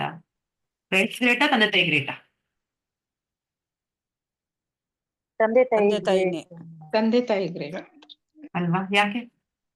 ಜನ್ಮ ಕೊಟ್ಟಿರೋ ಜನ್ಮ ಜೊತೆಗೆ ನಾವ್ ಯಾವಾಗ್ಲೂ ಅವ್ರ ಕಾಳಜಿ ವಹಿಸ್ತಾ ಇರ್ತೀವಿ, ಅವ್ರ ರಕ್ಷಣೆ ಅಲ್ವಾ. ಯಾವಾಗ್ಲೂ ಅವರ ಕೇರ್, ಅವ್ರಿಗೇನು ಕಷ್ಟ ಆಗ್ಬಾರ್ದು ಅಂತ ಎಲ್ಲಾ ತರ ಪ್ರೀತಿ ವಾತ್ಸಲ್ಯ. ಅದೇ ತರ ಸೇಮ್ ಇದು ಅಷ್ಟೇ, ಭಗವಂತನ ವಿಷಯದಲ್ಲೂ ಅಷ್ಟೇ ಸೇಮ್. ನಂದ ಮಹಾರಾಜರಿಗೆ, ಯಶೋಧ ದೇವಿಗೆ ಸದಾ ಭಗವಂತನ ಒಂದು ರಕ್ಷಣೆ ಬಗ್ಗೆ ಕಾಳಜಿ ವಹಿಸ್ತಾ ಇರ್ತಾರ. ಅದೇ ನನ್ ಕೃಷ್ಣನ್ಗೆ ಏನು ಆಗ್ಬಾರ್ದು, ನನ್ ಕೃಷ್ಣನ್ಗೆ ಒಳ್ಳೆ ಆಹಾರ ಸಿಗ್ಬೇಕು, ಒಳ್ಳೆ ಪೌಷ್ಟಿಕಾಂಶ ಸಿಗ್ಬೇಕು, ಒಳ್ಳೆ ಹಾಲು, ಒಳ್ಳೆ ಅಡಿಗೆ ತಿಂಡಿ ಅಲ್ವಾ, ಒಳ್ಳೆ ಎಲ್ಲಾ ಕಾರ್ಯಗಳು. ಸೊ ಆ ತರ ತಂದೆ ತಾಯಿ ಮಗನಾಗಿ ನೋಡ್ತಾರ ಭಗವಂತ. ಸೊ ಅದು ತುಂಬಾ ಉತ್ತಮ. ಅದಕ್ಕಿಂತ ಉತ್ತಮ ಒಂದಿದೆ, ಅದಕ್ಕಿಂತ ಉತ್ತಮ ಸೇವೆ. ಅದ್ ಬಂದ್ಬಿಟ್ಟು ಯಾರು ಹೇಳ್ತೀರಾ? ಭಕ್ತಿ. ಓಕೆ. ಮಧುರ ಪ್ರೇಮಿಯಾಗಿ ಭಕ್ತರಾಗಿ. ಹಾ, ಮಾಧುರ್ಯ ಭಾವ, ಮಾಧುರ್ಯ ರಸ. ಮಾಧುರ್ಯ ಅಂದ್ರೆ ಪ್ರೇಮ. ಇದು ರಾಧಾ ಮಾಧುರ್ಯ ಭಾವ. ರಾಧಾ ಮಾತಾಜಿ ಎಲ್ಲ ಗೋಪಿಯರಿಗೆ ಇರೋಂತ ಭಾವನೆ ಬಂದ್ಬಿಟ್ಟು ಮಾಧುರ್ಯ ಭಾವ. ಮಾಧುರ್ಯ ಅಂದ್ರೆ ಅವ್ರಿನ್ನೂ ನೆಕ್ಸ್ಟ್ ಲೆವೆಲ್ ಆಫ್ ಪ್ರೀತಿ ವಿಶ್ವಾಸ ಭಗವಂತ ಅಂದ್ರೆ. ಭಗವಂತನ ಒಂದು ಸೇವೆ, ಭಗವಂತನ ಒಂದು ಯಾವುದೇ ರೀತಿಯ ಸೇವೆ ಮಾಡೋದಕ್ಕೆ ಸಿದ್ಧರಾಗಿರ್ತಾರೆ. ಒಂದು ಕಥೆ ಇದೆ. ಯಾವಾಗ ಒಂದ್ಸರಿ ಭಗವಂತ ಕೃಷ್ಣನಿಗೆ ತುಂಬಾ ತಲೆನೋವುತ್ತಿತ್ತಂತೆ. ಓಕೆ. ಹಾಗಾದ್ರೆ ನಾರದ ಮುನಿ ಬಂದ್ಬಿಟ್ಟು ಕೇಳ್ತಾರಂತೆ, ಹಾಗಾದ್ರೆ ಏನ್ ಮಾಡ್ಬೇಕು, ನಿನ್ ತಲೆನೋವು ಹೋಗ್ಸಕ್ ಏನ್ ಮಾಡ್ಬೇಕು ಅಂತ ಕೇಳ್ತಾರೆ. ನನಗೆ ಒಂದ್ ಸ್ವಲ್ಪ ವೃಂದಾವನಕ್ಕೆ ಹೋಗ್ಬಿಟ್ಟು ಅಲ್ಲಿ ಗೋಪಿಯರ ಒಂದು ಧೂಳ್ ಬೇಕು ನನಗೆ, ನನ್ನ ಭಕ್ತರ ಒಂದು ಧೂಳ್ ಬೇಕು ನನಗೆ ಅಂತ ಹೇಳ್ತಾರಂತೆ. ಸರಿ, ಹಾಗಾದ್ರೆ ನಾರದ ಏನ್ ಮಾಡ್ತಾರಂತೆ, ಫಸ್ಟ್ ಗೋಪಿಯರ ಹತ್ರ ಹೋಗಲ್ಲ. ಫಸ್ಟ್ ನಾರದ ಮುನಿ ಏನ್ ಮಾಡ್ತಾರಂತೆ, ಎಷ್ಟೋ ಜನ ದೊಡ್ಡ ದೊಡ್ಡ ಭಕ್ತರಿದಾರಲ್ಲ, ಬ್ರಹ್ಮದೇವ ಅವ್ರ ಹತ್ರ ಎಲ್ಲ ಹೋಗ್ತಾರಂತೆ. ಹೋಗಿ ಕೇಳಿದ್ರೆ ಇದು ಬೇಕು ಅಂತ, ಮಟ್ಟಿ ಬೇಕು, ನಿನ್ ಧೂಳ್ ಬೇಕು ಅಂದ್ರೆ, ಓ ಇಲ್ಲಪ್ಪ ನಾವು ಕೊಡೋದಕ್ಕಲ್ಲ, ನಮ್ ಕಾಲಿನ ಧೂಳ್ ಭಗವಂತ ತಲೆ ಮೇಲೆ ಇಟ್ಕೊಂಡ್ರೆ ನಾವ್ ನರಕಕ್ಕೆ ಹೋಗ್ಬೇಕಾದ್ರೆ ನಮಗ್ ಪಾಪ ಬರುತ್ತೆ, ನಾವು ಕೊಡೋದಕ್ಕಾಗಲ್ಲ ಅಂತ. ಸರಿ, ಎಷ್ಟೋ ಜನ ಭಗವಂತನ ಇನ್ನೊಂದಿಷ್ಟು ಭಕ್ತರ ಹತ್ರ ಹೋಗ್ತಾರಂತ, ಅವರು ಕೊಡೋದಕ್ಕಾಗಲ್ಲ ಅಂತಾರಂತ. ಇಲ್ಲಪ್ಪ ನಮ್ಗೆ ಹೆದರಿಕೆ ಆಗತ್ತೆ ಅಂತ. ಯಾವಾಗ ಗೋಪಿಯರ ಹತ್ರ ಬರ್ತಾನೋ ನಾರದ ಮನೆ, ಅವರು ಬಕೆಟ್ ತಗೊಂಡು ಧೂಳ್ನ ತುಂಬಿಸ್ತಾರಂತೆ, ಬೃಂದಾವನ ಧೂಳು ತುಂಬಿಸಿ ತುಂಬಿಸಿ ತುಂಬಿಸಿ ಕಳಿಸ್ತಾರಂತೆ. ತಗೋ ಎಷ್ಟು ಬೇಕೋ ತಗೋ, ಅಷ್ಟು ತಗೋ ನೀನು ಅಂತ. ಅದೇನದು, ನಿಮ್ಗೇನು ಭಯ ಇಲ್ವಾ? ಭಗವಂತ ಕೃಷ್ಣ ಇದನ್ನ ತಲೆ ಮೇಲೆ ಇಟ್ಕೊಂತಾರಲ್ಲ, ಪರವಾಗಿಲ್ವಾ ನಿಮ್ಗೇನು ಏನು ಅನ್ಸೋದಿಲ್ವ ಅಂದ್ರೆ, ಅವನು ಹುಷಾರಾಗಿದ್ರೆ ಸಾಕು, ಅವನು ಹ್ಯಾಪಿ ಆಗಿದ್ರೆ ಸಾಕು, ಅವ್ನ ತಲೆ ನಾವು ಹೋದ್ರೆ ಸಾಕು, ನಾವ್ ಎಲ್ಲಿ ಬೇಕಾದ್ರೆ ಹೋಗಿ ಸಿದ್ಧರಾಗಿದ್ವಿ, ಅವ್ನು ನರಕಕ್ಕೆ ಹೋದ್ರೆ ಹೋಗೋಕ್ಕೂ ತಯಾರಾಗಿದ್ದೀವಿ, ನಮ್ಗೇನು ಭಯ ಇಲ್ಲ, ನಮ್ಗೇನು ಯೋಚನೆ, ಅವ್ನ್ ಫಸ್ಟ್ ಸರಿ ಹೋದ್ರೆ ಸಾಕು, ಅವ್ನ್ ಫಸ್ಟ್ ಗುಣ ಆದ್ರೆ ಸಾಕು. ವಿಧಿವಾದವರು ಯೋಚನೆ ಮಾಡೋ ರೀತಿ ಗೋಪಿಯರು. ಸರ್, ಕಿಂಚಿತ್ತು ಅವ್ರ ಬಗ್ಗೆ ಅವ್ರಿಗೋಸ್ಕರ ಅಂತ ಅವ್ರು ಮಾಡೋದಿಲ್ಲ, ಅವರಲ್ಲಿ ಕೃಷ್ಣನಿಗೋಸ್ಕರ ಮಾಡ್ತಾರೆ ಭಕ್ತಿ, ಅವನ ಸಂತೋಷಕ್ಕೋಸ್ಕರ ಮಾಡಿ. ಸೊ ಅದಕ್ಕೆ ಅವ್ರು ಟಾಪ್ ಕ್ಲಾಸ್ ಡಿವೋಟಿ ಸರ್. ಅದ್ರಲ್ಲಿ ತುಂಬಾ ಸರ್ವಶ್ರೇಷ್ಠ ಬಂದ್ಬಿಟ್ಟು ರಾಧಾರಾಮ್, ಶ್ರೀಮತಿ ರಾಧಾ. ಆಕೆ ಅಷ್ಟು ದೊಡ್ಡ ಭಕ್ತಳಾದ್ರೂ ಕೂಡ ನಾನಷ್ಟು ದೊಡ್ಡ ಭಕ್ತಳಲ್ಲ ಅಂತ ಭಾವಿಸ್ತಾನೆ. ಅದೇ ಆಕೆ ಗ್ರೇಟ್ನೆಸ್. ಸೊ ಹಾಗಾಗಿ ಈ 5 ರೀತಿಯಲ್ಲಿ ನಾವು ಭಗವಂತನ ಜೊತೆ ಸಂಬಂಧನ ಬೆಳೆಸ್ಕೋಬಹುದು. ಸೊ ನಮಗೆ ಭಗವಂತನ ಜೊತೆ ಸಂಬಂಧ ಇಲ್ಲ ಅಂತ ಅಲ್ಲ, ಸಂಬಂಧ ಅನ್ನೋದಿದೆ. ಆ ಸಂಬಂಧನ ನಾವು ಮರ್ತೋಗಿದ್ದೀವಿ. ಕಾಲಕ್ರಮೇಣ ನಾವೆಲ್ಲ ಜೀವಿರಾಶಿಗಳು ಈ ಭೌತಿಕ ಪ್ರಪಂಚಕ್ಕೆ ಬಿದ್ದೋಗ್ಬಿಟ್ಟಿದೀವಿ ಅಲ್ವಾ? ಬಿದ್ದೋಗಿ ಏನ್ ಮಾಡ್ತಿದೀವಿ ನಾವೆಲ್ಲ ಕಾರ್ಯಗಳು ಭಗವಂತನ ಸಂಬಂಧಿಸಿರುವಂತ ಕಾರ್ಯ ನಾವು ಮಾಡ್ತಾ ಇಲ್ಲ. ಪ್ರತಿನಿತ್ಯ ಏನ್ ಮಾಡ್ತೀವಿ? ನಮ್ಮ ಇಂದ್ರಿಯ ತೃಪ್ತಿಗೋಸ್ಕರ ನಾವು ಮಾಡ್ತಾ ಇದೀವಿ. ನಾನ್ ತಿನ್ನ, ನಾನು ಉಣ್ಣ, ನಾನ್ ಸಂತೋಷವಾಗಿದ್ದೀನ, ನಾನ್ ಎಂಜಾಯ್ ಮಾಡ್ತಿದ್ದೀನ, ನಾನ್ ಹ್ಯಾಪಿ ಆಗಿದ್ದೀನ, ನನ್ ಜೊತೆ ಇರೋರು ಹ್ಯಾಪಿ ಆಗಿದಾರ, ಅದಕ್ಕೆಲ್ಲ ಪ್ರಯತ್ನಗಳು ಹಾಕ್ತಾ ಇದೀವಿ. ನಾನು ಅಂದ್ರೆ ಯಾರು? ನಾನು ಅಂದ್ರೆ ಈ ಶರೀರ ಜೊತೆ ನಾವು ನಮ್ಮನ್ನ ಗುರುತಿಸ್ಕೊಂತಾರೆ. ಅಂದ್ರೆ ತಾತ್ಕಾಲಿಕವಾಗಿರುವಂತ ವಸ್ತು ಜೊತೆ ನಮ್ಮನ್ನ ಗುರುತಿಸ್ಕೊಂತಾ ಇರತ್ತೆ. ಶಾಶ್ವತ ಅಲ್ವಾ? ಭಗವಂತನ ಜೊತೆ ಇರೋಂಥ ಸಂಬಂಧ ಶಾಶ್ವತ ಸಂಬಂಧ. ಭಗವಂತ ಒಬ್ಬ ಶಾಶ್ವತ ವ್ಯಕ್ತಿ, ಸಚ್ಚಿತ್ ಆನಂದ ವಿಗ್ರಹ. ಭಗವಂತನ ಹೆಸರೇನು? ಅವನ ಒಂದು ಗುಣ ಏನು? ಅವನೊಂದು ರೂಪ ಏನು? ಸತ್ ಅಂದ್ರೆ ಶಾಶ್ವತ. ಶಾಶ್ವತವಾಗಿರುವಂತ ವಸ್ತು ಬಗ್ಗೆ ನಾವು ತಿಳ್ಕೊಬೇಕು, ಶಾಶ್ವತವಾಗಿರುವಂತ ವ್ಯಕ್ತಿ ಬಗ್ಗೆ ತಿಳ್ಕೊಬೇಕು. ಯಾಕಂದ್ರೆ ನಾವು ಕೂಡ ಶಾಶ್ವತ, ಈ ಆತ್ಮ ಕೂಡ ಶಾಶ್ವತ. ಬಟ್ ಆತ್ಮಕ್ಕೆ ಸಂಬಂಧಿಸಿರುವಂತ ಕಾರ್ಯ ಮಾಡ್ತಾ ಇದ್ರಿಗೂ ಮಾಡಿಲ್ಲ. ಹಾಗಾಗಿ ನಾವು ಮರ್ತೋಗಿದ್ದೀವ ಸಂಬಂಧನ. ಬಟ್ ಸಂಬಂಧನ ಬೆಳೆಸ್ಕೊಳಕ್ಕೆ ಸಾಧ್ಯತೆ ಇದೆ. ಈ ಒಂದು ಮನುಷ್ಯ ರೂಪ ಜನ್ಮದಲ್ಲಿ ಆ ಸಾಧ್ಯತೆ ಇದೆ ಅಂತ ಭಗವದ್ಗೀತೆಯಲ್ಲಿ ಭಗವಂತ ಕೃಷ್ಣ ಹೇಳ್ತಾರೆ, ಆಚಾರ್ಯರು ಹೇಳ್ತಾರೆ. ಆ ಸಂಬಂಧ ಬೆಳೆಸ್ಕೊಳ್ಳೋದಕ್ಕೆ ಈ 5 ರೀತಿ ಸಂಬಂಧಗಳನ್ನ ತಿಳ್ಕೊತಾ ಇರ್ತೀವಿ. ಸೊ ಅದಕ್ಕೆ ಈ ಒಂದು ಜ್ಞಾನ ನಮ್ಗೆ ಮುಖ್ಯ. ಈ ಒಂದು ಭಗವದ್ಗೀತೆಯ ಜ್ಞಾನ ಸಂದೇಶ ಭಗವಂತ ಏನ್ ಕೊಡ್ತಾ ಇದ್ದಾರೋ ಅದು ಮುಖ್ಯ. ಸೊ ಭಕ್ತ ಅಂದ್ರೆ ಅದಕ್ಕೆ ಅಷ್ಟು ಗ್ರೇಟ್ ಅಂತ. ಯಾಕಂದ್ರೆ ಭಕ್ತ ಇಟ್ಸ್ ವೆರಿ ಕ್ಲೋಸ್ ಟು ಭಗವಂತ. ಭಕ್ತನಿಗೆ ಗೊತ್ತು ಭಗವಂತ ಯಾರು, ಬಾಕಿಯವ್ರಿಗೆ ಗೊತ್ತಿಲ್ಲ, ಬಾಕಿಯವ್ರಿಗೆ ಗೊತ್ತಿರೋದು ಅಲ್ಲ. ಯಾಕಂದ್ರೆ ಅವನು ಯಾವಾಗಲೂ ಸದಾ ಭಗವಂತನ ಸಂಪರ್ಕದಲ್ಲಿ ಇರ್ತಾನೆ. ಕರೆಕ್ಟಾ? ಒಂದು ಗಂಡನಿಗೆ ಹೆಂಡತಿ ಬಗ್ಗೆ ತುಂಬಾ ವಿವರವಾಗಿ ಗೊತ್ತು. ಅವಳಿಗೆ ಏನ್ ಇಷ್ಟ, ಹೆಂಗ್ ನಡ್ಕೋಬೇಕು, ಏನ್ ಅಂದ್ರೆ ಕೋಪ ಬರುತ್ತೆ, ಎಲ್ಲ ಗೊತ್ತು. ಅದೇ ತರ ಹೆಂಡತಿಗೂ ಅಷ್ಟು, ಗಂಡನ್ಗೆ ಏನ್ ಇಷ್ಟ, ಏನ್ ತಿನ್ನೋದಕ್ಕೆ ಇಡ್ಬೇಕು, ಯಾವ ಸಮಯಕ್ಕೆ ಏನ್ ಕೇಳ್ತಾರೆ ಅಲ್ವಾ? ಯಾಕಂದ್ರೆ ಅವರು ಒಬ್ರಿಗೊಬ್ರು ಕರೆಕ್ಟಾಗಿ ಸೇವೆ ಮಾಡ್ಕೋತಾ ಇರ್ತಾರೆ ಅಲ್ವಾ? ಭಾರ್ಯ ಭರ್ತ ಅದೇ ತರ ಇಲ್ಲೂ ಅಷ್ಟೇ. ಭಗವಂತ ಅವ್ನ ಭಕ್ತ, ಅವ್ರಿಗೂ ಅದೇ ತರ ಸಂಬಂಧ. ಯಾವಾಗಲೂ ಅವ್ರ ಹತ್ರದಲ್ಲಿರ್ತಾರೆ, ಒಬ್ರಿಗೊಬ್ರು ನೋಡ್ಕೊಂಡಿರ್ತಾರೆ, ಒಪ್ಕೋತಾ ಇರ್ತಾರೆ. ಭಗವಂತ ಅದೇ ತರ ತೃಪ್ತಿ ಸಲ್ಲಿಸ್ತಾ ಇರ್ತಾನೆ, ಭಕ್ತ ಭಗವಂತನ ಸೇವೆ ಮಾಡ್ತಾ ಇರ್ತಾನೆ. ಅದಕ್ಕೆ ಅವರ ಒಂದು ಪರಸ್ಪರ ಸಂಬಂಧ ಏನಿದೆ ಅದು ಶಾಶ್ವತವಾದಂತ ಸಂಬಂಧ. ಬಾಕಿ ಎಲ್ಲ ಸಂಬಂಧ ಏನಿದೆಯೋ ಅದೆಲ್ಲ ತಾತ್ಕಾಲಿಕ ಸಂಬಂಧ. ಸೊ ಆ ಸಂಬಂಧನ ನಮ್ಗೆ ಭಗವಂತ ಜ್ಞಾಪಿಸ್ತದೆ, ಗುರುತಿಸ್ತದೆ. ಆ ಸಂಬಂಧ ಯಾವಾಗ ತಿಳಿಯುತ್ತೋ ನಮ್ಗೆ, ಅದಕ್ಕೆ ಸ್ವರೂಪ ಅಂತ ಕರೀತಾರೆ. ಸ್ವರೂಪ ಯಾವಾಗ ನಮ್ಗೆ ತಿಳಿಯುತ್ತೋ ಅವಾಗ ನಾವು ಸ್ವರೂಪ ಸಿದ್ಧಿ ಆಗ್ತೀವಿ. ಸ್ವರೂಪ ಸಿದ್ಧಿ ಅಂದ್ರೆ ಇವಾಗ ನನಗೆ ಗೊತ್ತಾಗೋಯ್ತು ನಾನು ಯಾರು, ನಾನು ನಿಜವಾಗ್ಲೂ ಮಾಡ್ಬೇಕಾದ್ರೆ ಕಾರ್ಯ ಏನು, ನಮ್ಗೆ ಇವಾಗ ಗೊತ್ತಾಗ್ತಾ ಇದೆ. ಆದ್ರೆ ನಾವಿನ್ನೂ ಪೂರ್ತಿಯಾಗಿ ನಮಗೆ ಜ್ಞಾನೋದಯ ಆಗಿದೆ. ಅದಕ್ಕೆ ಸಮಯ ತಗೊಂಡು, ಅದಕ್ಕೆ ಸಾಕಷ್ಟು ಸಾಧನೆ ಮಾಡ್ಬೇಕು, ಸಾಕಷ್ಟು ನಾವು ಭಗವಂತನ ಉತ್ತಮ ಅಧಿಕಾರಿಗಳು, ಭಗವಂತನ ಶ್ರೇಷ್ಠ ಭಕ್ತರ ಸಂಪರ್ಕದಲ್ಲಿರ್ಬೇಕು, ಅವರ ಅಸೋಸಿಯೇಷನ್ ತಗೋಬೇಕು. ಆಗ ನಮ್ಮಲ್ಲಿ ಇರೋಂಥ ಅಜ್ಞಾನಗಳು ನಿಧಾನಕ್ಕೆ ಹೋಗುತ್ತೆ. ರೈಟ್? ಸೊ ಸ್ವರೂಪ ಸಿದ್ಧಿ ನಮ್ಗೆ ಎಲ್ಲಿಗೆ ಗೊತ್ತಾಗುತ್ತೆ. ಈಗ ಸ್ವರೂಪ ಸಿದ್ಧಿ ಅಂದ್ರೆ ಏನೀಗ ಅದನ್ನ ಸುಲಭವಾಗಿ ಅರ್ಥ ಮಾಡ್ಕೊಳ್ಳೋದು ಅಂದ್ರೆ ಏನು? ಈಗ ಸಕ್ಕರೆ ಇದೆ ಅಪ್ಪ, ಸಕ್ಕರೆ ಯಾವ ತರ ಇರುತ್ತೆ? ಸಕ್ಕರೆಯ ಒಂದು ರುಚಿ ಏನು ಭಾರತಿ ಮಾತಾಜಿ? ಸಿಹಿ ಸಿಹಿ ಸಿಹಿ ಅಲ್ವಾ? ಅದ್ ಯಾವಾಗ್ಲಾರು ಬದ್ಲಾಗತ್ತಾ? ಚೈತ್ರ ಇಲ್ಲ ಮಾತಾಜಿ, ಮಾತಾಜಿ. ಚೈತ್ರ ಮಾತಾಜಿ ಯಾವಾಗ್ಲಾರು ಸಿಹಿ ಇರೋದ್ ಹೋಗ್ಬಿಡತ್ತಾ? ಕಹಿ ಆಗತ್ತಾ ಸಕ್ಕರೆ?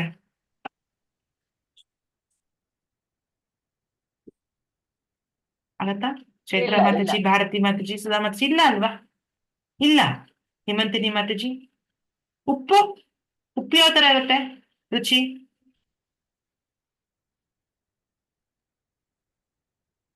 ಉಪ್ಪು ಮಾಮೂಲಿಯಾಗಿರುತ್ತೆ, ಬಟ್ ಜಾಸ್ತಿ ತಗೊಳಂಗಿಲ್ವಲ್ಲ ಮಾತಾಜಿ ಅದು? ಹಾ, ಅಲ್ವಾ? ಉಪ್ಪು ರುಚಿ ಉಪ್ಪೇ ಅಲ್ವಾ? ಉಪ್ಪಾಗೆ ಇರುತ್ತೆ. ಉಪ್ಪಿನ ರುಚಿ ಬಿಟ್ಟು ಬೇರೆ ಉಪ್ಪು ಬೇರೆ ರುಚಿ ಬರುತ್ತೆ ಅದ್ರಲ್ಲಿ? ಇಲ್ಲ. ಇಲ್ಲ. ಹಂಗೆ ನಮ್ದು ನಿಜವಾದ ರೂಪ ಸ್ವರೂಪ ಅದು ಏನು ಅನ್ನೋದು ನಮ್ಗೆ ಯಾವಾಗ ಗೊತ್ತಾಗತ್ತೆ? ಈ ಭಕ್ತಿ ಮಾಡಿದಾಗಲೇ ನಮ್ ನಿಜವಾದ ನಾವ್ ಯಾರು ಅನ್ನೋದು ನಮ್ಗೆ ಗೊತ್ತಾಗತ್ತೆ. ಉಪ್ಪು ಏನು ಅನ್ನೋದು ಉಪ್ಪು ತಿಂದಾಗ್ಲೇ ಗೊತ್ತಾಗತ್ತೆ. ಸಕ್ಕರೆ ಏನು ಅನ್ನೋದು ಸಕ್ಕರೆ ತಿಂದಾಗ ಗೊತ್ತಾಗತ್ತಲ್ವಾ? ಹಂಗೆ ನಾವ್ ಯಾರು ಅನ್ನೋದು ನಾವು ಭಕ್ತಿ ಮಾಡಿದಾಗ ಗೊತ್ತಾಗತ್ತೆ. ನಾವ್ ಯಾರು ಅನ್ನೋದು ನಮಗ್ ಗೊತ್ತಿಲ್ಲ, ನಾವು ಮರ್ತೋಗ್ಬಿಟ್ಟಿದೆ. ನಮಗ್ ಗೊತ್ತಿರ್ಬೋದು, ಬಟ್ ಅದು ನಮಗೆ ಜ್ಞಾಪಕ ಇಲ್ಲ ನಮ್ಗೆ ನಾವ್ ಯಾರು ಅನ್ನೋದು. ರೈಟ್? ಬಟ್ ನಾವ್ ಯಾವಾಗ್ಲೂ ನಮ್ಮ ಕಣ್ಣಿಗೆ ಏನ್ ಕಾಣುತ್ತೋ ಅದನ್ನೇ ನಾವು ಅಂತ ಭಾವಿಸ್ತೀವಿ, ಅಥವಾ ಅದರ ಸಂಬಂಧದಲ್ಲಿ ನಾವೆಲ್ಲ ನೋಡ್ತೀವಿ. ಕರೆಕ್ಟಾ? ಸೊ ಹಾಗಾಗಿ ನಮ್ ನಿಜವಾದ ಸ್ವರೂಪ ನಮ್ಗೆ ಕ್ರಮೇಣ ನಮ್ಗೆ ಭಗವಂತ ತಿಳಿಸ್ತಾನೆ ಯಾವಾಗ ನಾವು ಈ ಸಂಬಂಧದಲ್ಲಿ ಭಗವಂತನ ಸೇವೆ ಮಾಡ್ತಾ ಹೋಗ್ತೀವಿ. ಓಕೆ, 5 ಸಂಬಂಧಗಳನ್ನ ನಾವು ತಿಳ್ಕೊಂಡಿರೋದು.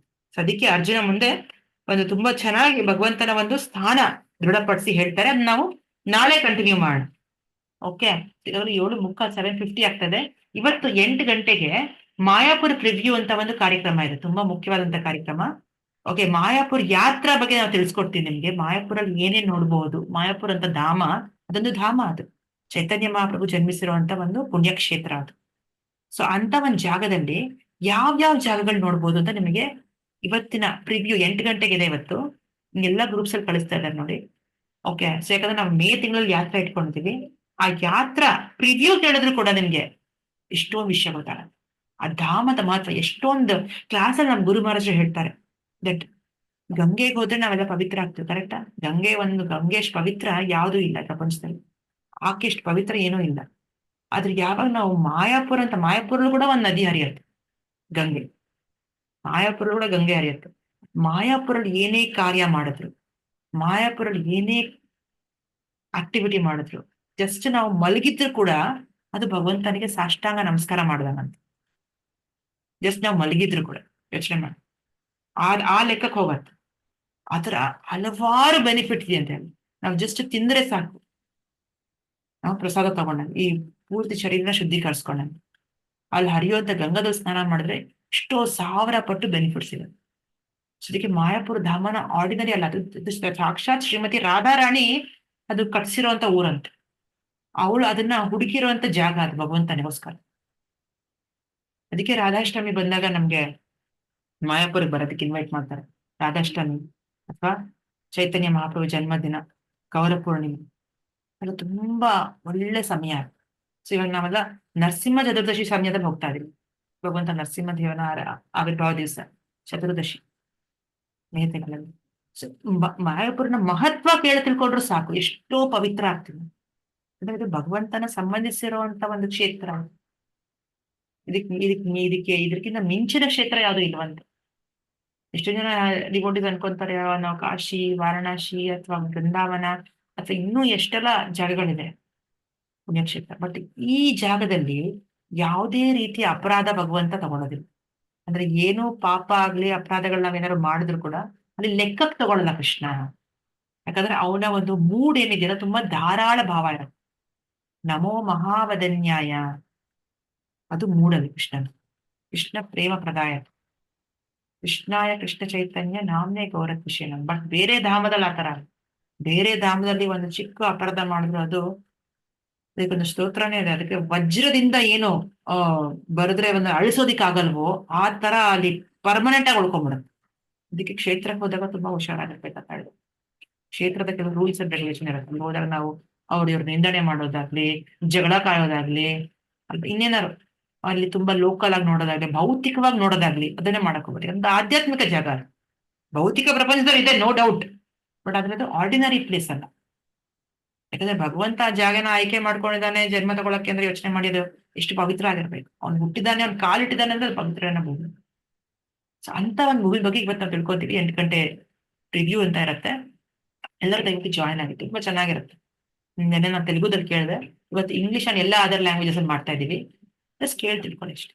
ತುಂಬಾ ಪ್ಯೂರಿಫೈಯಿಂಗ್ ಆಗಿರುತ್ತೆ. ಎಷ್ಟೋ ಜನ ಡಿವೋಟಿಸ್ ಹೋಗಿ ಬಂದಿದ್ದಾರೆ. ಅವರ ಒಂದು ಇದು ಹೇಳ್ತಾರೆ, ಅವರ ಒಂದು ಏನಂತಾರೆ, ಅವ್ರಿಗೇನ್ ಅನಿಸ್ತು, ಏನ್ ಇಷ್ಟ ಆಯ್ತು, ಯಾವ ತರ ಒಂದು ಎಕ್ಸ್ಪೀರಿಯನ್ಸ್ ಇರುತ್ತೆ, ಏನ್ ಆಕ್ಟಿವಿಟೀಸ್ ಮಾಡ್ತಾರಲ್ಲಿ, ಏನ್ ಇದೆಲ್ಲ ತಿಳಿಸ್ತಾರೆ. ಓಕೆ, ಸೊ ಅದಕ್ಕೆ ಇವಾಗ ಇವತ್ತಿನ ಸ್ಟಾಪ್ ಮಾಡೋಣ. ನೆಕ್ಸ್ಟ್ ನಾಳೆ ಮತ್ತೆ ಸಂಜೆ ಸೇಮ್ ಟೈಮ್ 6:45 7:45 ಇರುತ್ತೆ. ಓಕೆ, ಮಿಸ್ ಮಾಡದೆ ಜಾಯ್ನ್ ಆಗಿ ನಾಳೆ ಕ್ಲಾಸ್ ಕಂಟಿನ್ಯೂ ಮಾಡ್ತೀವಿ ನಾವು ಇದನ್ನ ಮತ್ತೆ ಪ್ರಸ್ತಾವನೆ. ಓಕೆ, ಯಾಕಂದ್ರೆ ಪ್ರಶ್ನೆ ಇತ್ತ? ಹರೇ ಕೃಷ್ಣ. ದಂಡ ಪ್ರಣಾಮ. ಸುಮಂಗಳ ಮಾತಾಜಿ. ಹರೇ ಕೃಷ್ಣ ಮಾತಾಜಿ. ದಂಡವತ್ ಪ್ರಣಾಮ ಮಾತಾಜಿ.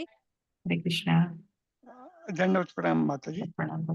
ಗುರುಜಿ ತುಂಬಾ ರಿಫ್ರೆಶಿಂಗ್ ಆಗಿತ್ತು, ಒಂಥರ ಮರ್ಕೊಂಡಂಗ್ ಆಗೋಗಿತ್ತು. ಈಗ ಅದ್ ನಿಜವಾಗ್ಲೂ LKG ಇಂದ ತಿರ್ಗಾ ಇವಾಗ ಕೂತ್ಕೊಂಡಂಗ್ ಇದೆ. ಹಾ, ಎಲ್ಲ ಫುಲ್ ತುಂಬಾ ಚೆನ್ನಾಗಿ ಮಾತಾಜಿ. ಚೆನ್ನಾಗಿತ್ತು ಮಾತಾಜಿ. ದಂಡೋತ್ ಪ್ರಣಾಮ. ದಂಡೋತ್ ಪ್ರಣಾಮ. ಹರೇ ಕೃಷ್ಣ ಮಾತಾಜಿ. ದಂಡೋತ್ ಪ್ರಣಾಮ. ದಂಡೋತ್ ಪ್ರಣಾಮ ಭಾರತಿ ಮಾತಾಜಿ. ಮಾತಾಜಿ. ಧನ್ಯವಾದಗಳು ಮಾತಾಜಿ. ಹರೇ ಕೃಷ್ಣ ಮಾತಾಜಿ. ದಂಡವತ್ ಪ್ರಣಾಮ. ಧನ್ಯವಾದಗಳು ಮಾತಾಜಿ. ಧನ್ಯವಾದ ಮಾತಾಜಿ. ಕೃಷ್ಣ ಮಾತಾಜಿ. ದಂಡೋತ್ ಪ್ರಣಾಮ. ದಂಡೋತ್ ಪ್ರಣಾಮ. ಸುವರ್ಣ ಮಾತಾಜಿ. ಹರೇ ಕೃಷ್ಣ. ಹರೇ ಕೃಷ್ಣ ಮಾತಾಜಿ. ಲೇಟ್ ಆಗಿ ಜಾಯ್ನ್ ಆದೆ ಮಾತಾಜಿ. ತುಂಬಾ ಚೆನ್ನಾಗಿ ಹೇಳಿದ್ರಿ. ನಾಳೆನೂ ಇರತ್ತಲ್ಲ ಮಾತಾಜಿ? ನಾಳೆನೂ ಇರುತ್ತೆ ಮಾತಾಜಿ. ಎಸ್, ನಾಳೆನೂ ಕೇಳ್ತೇನೆ ಮಾತಾಜಿ.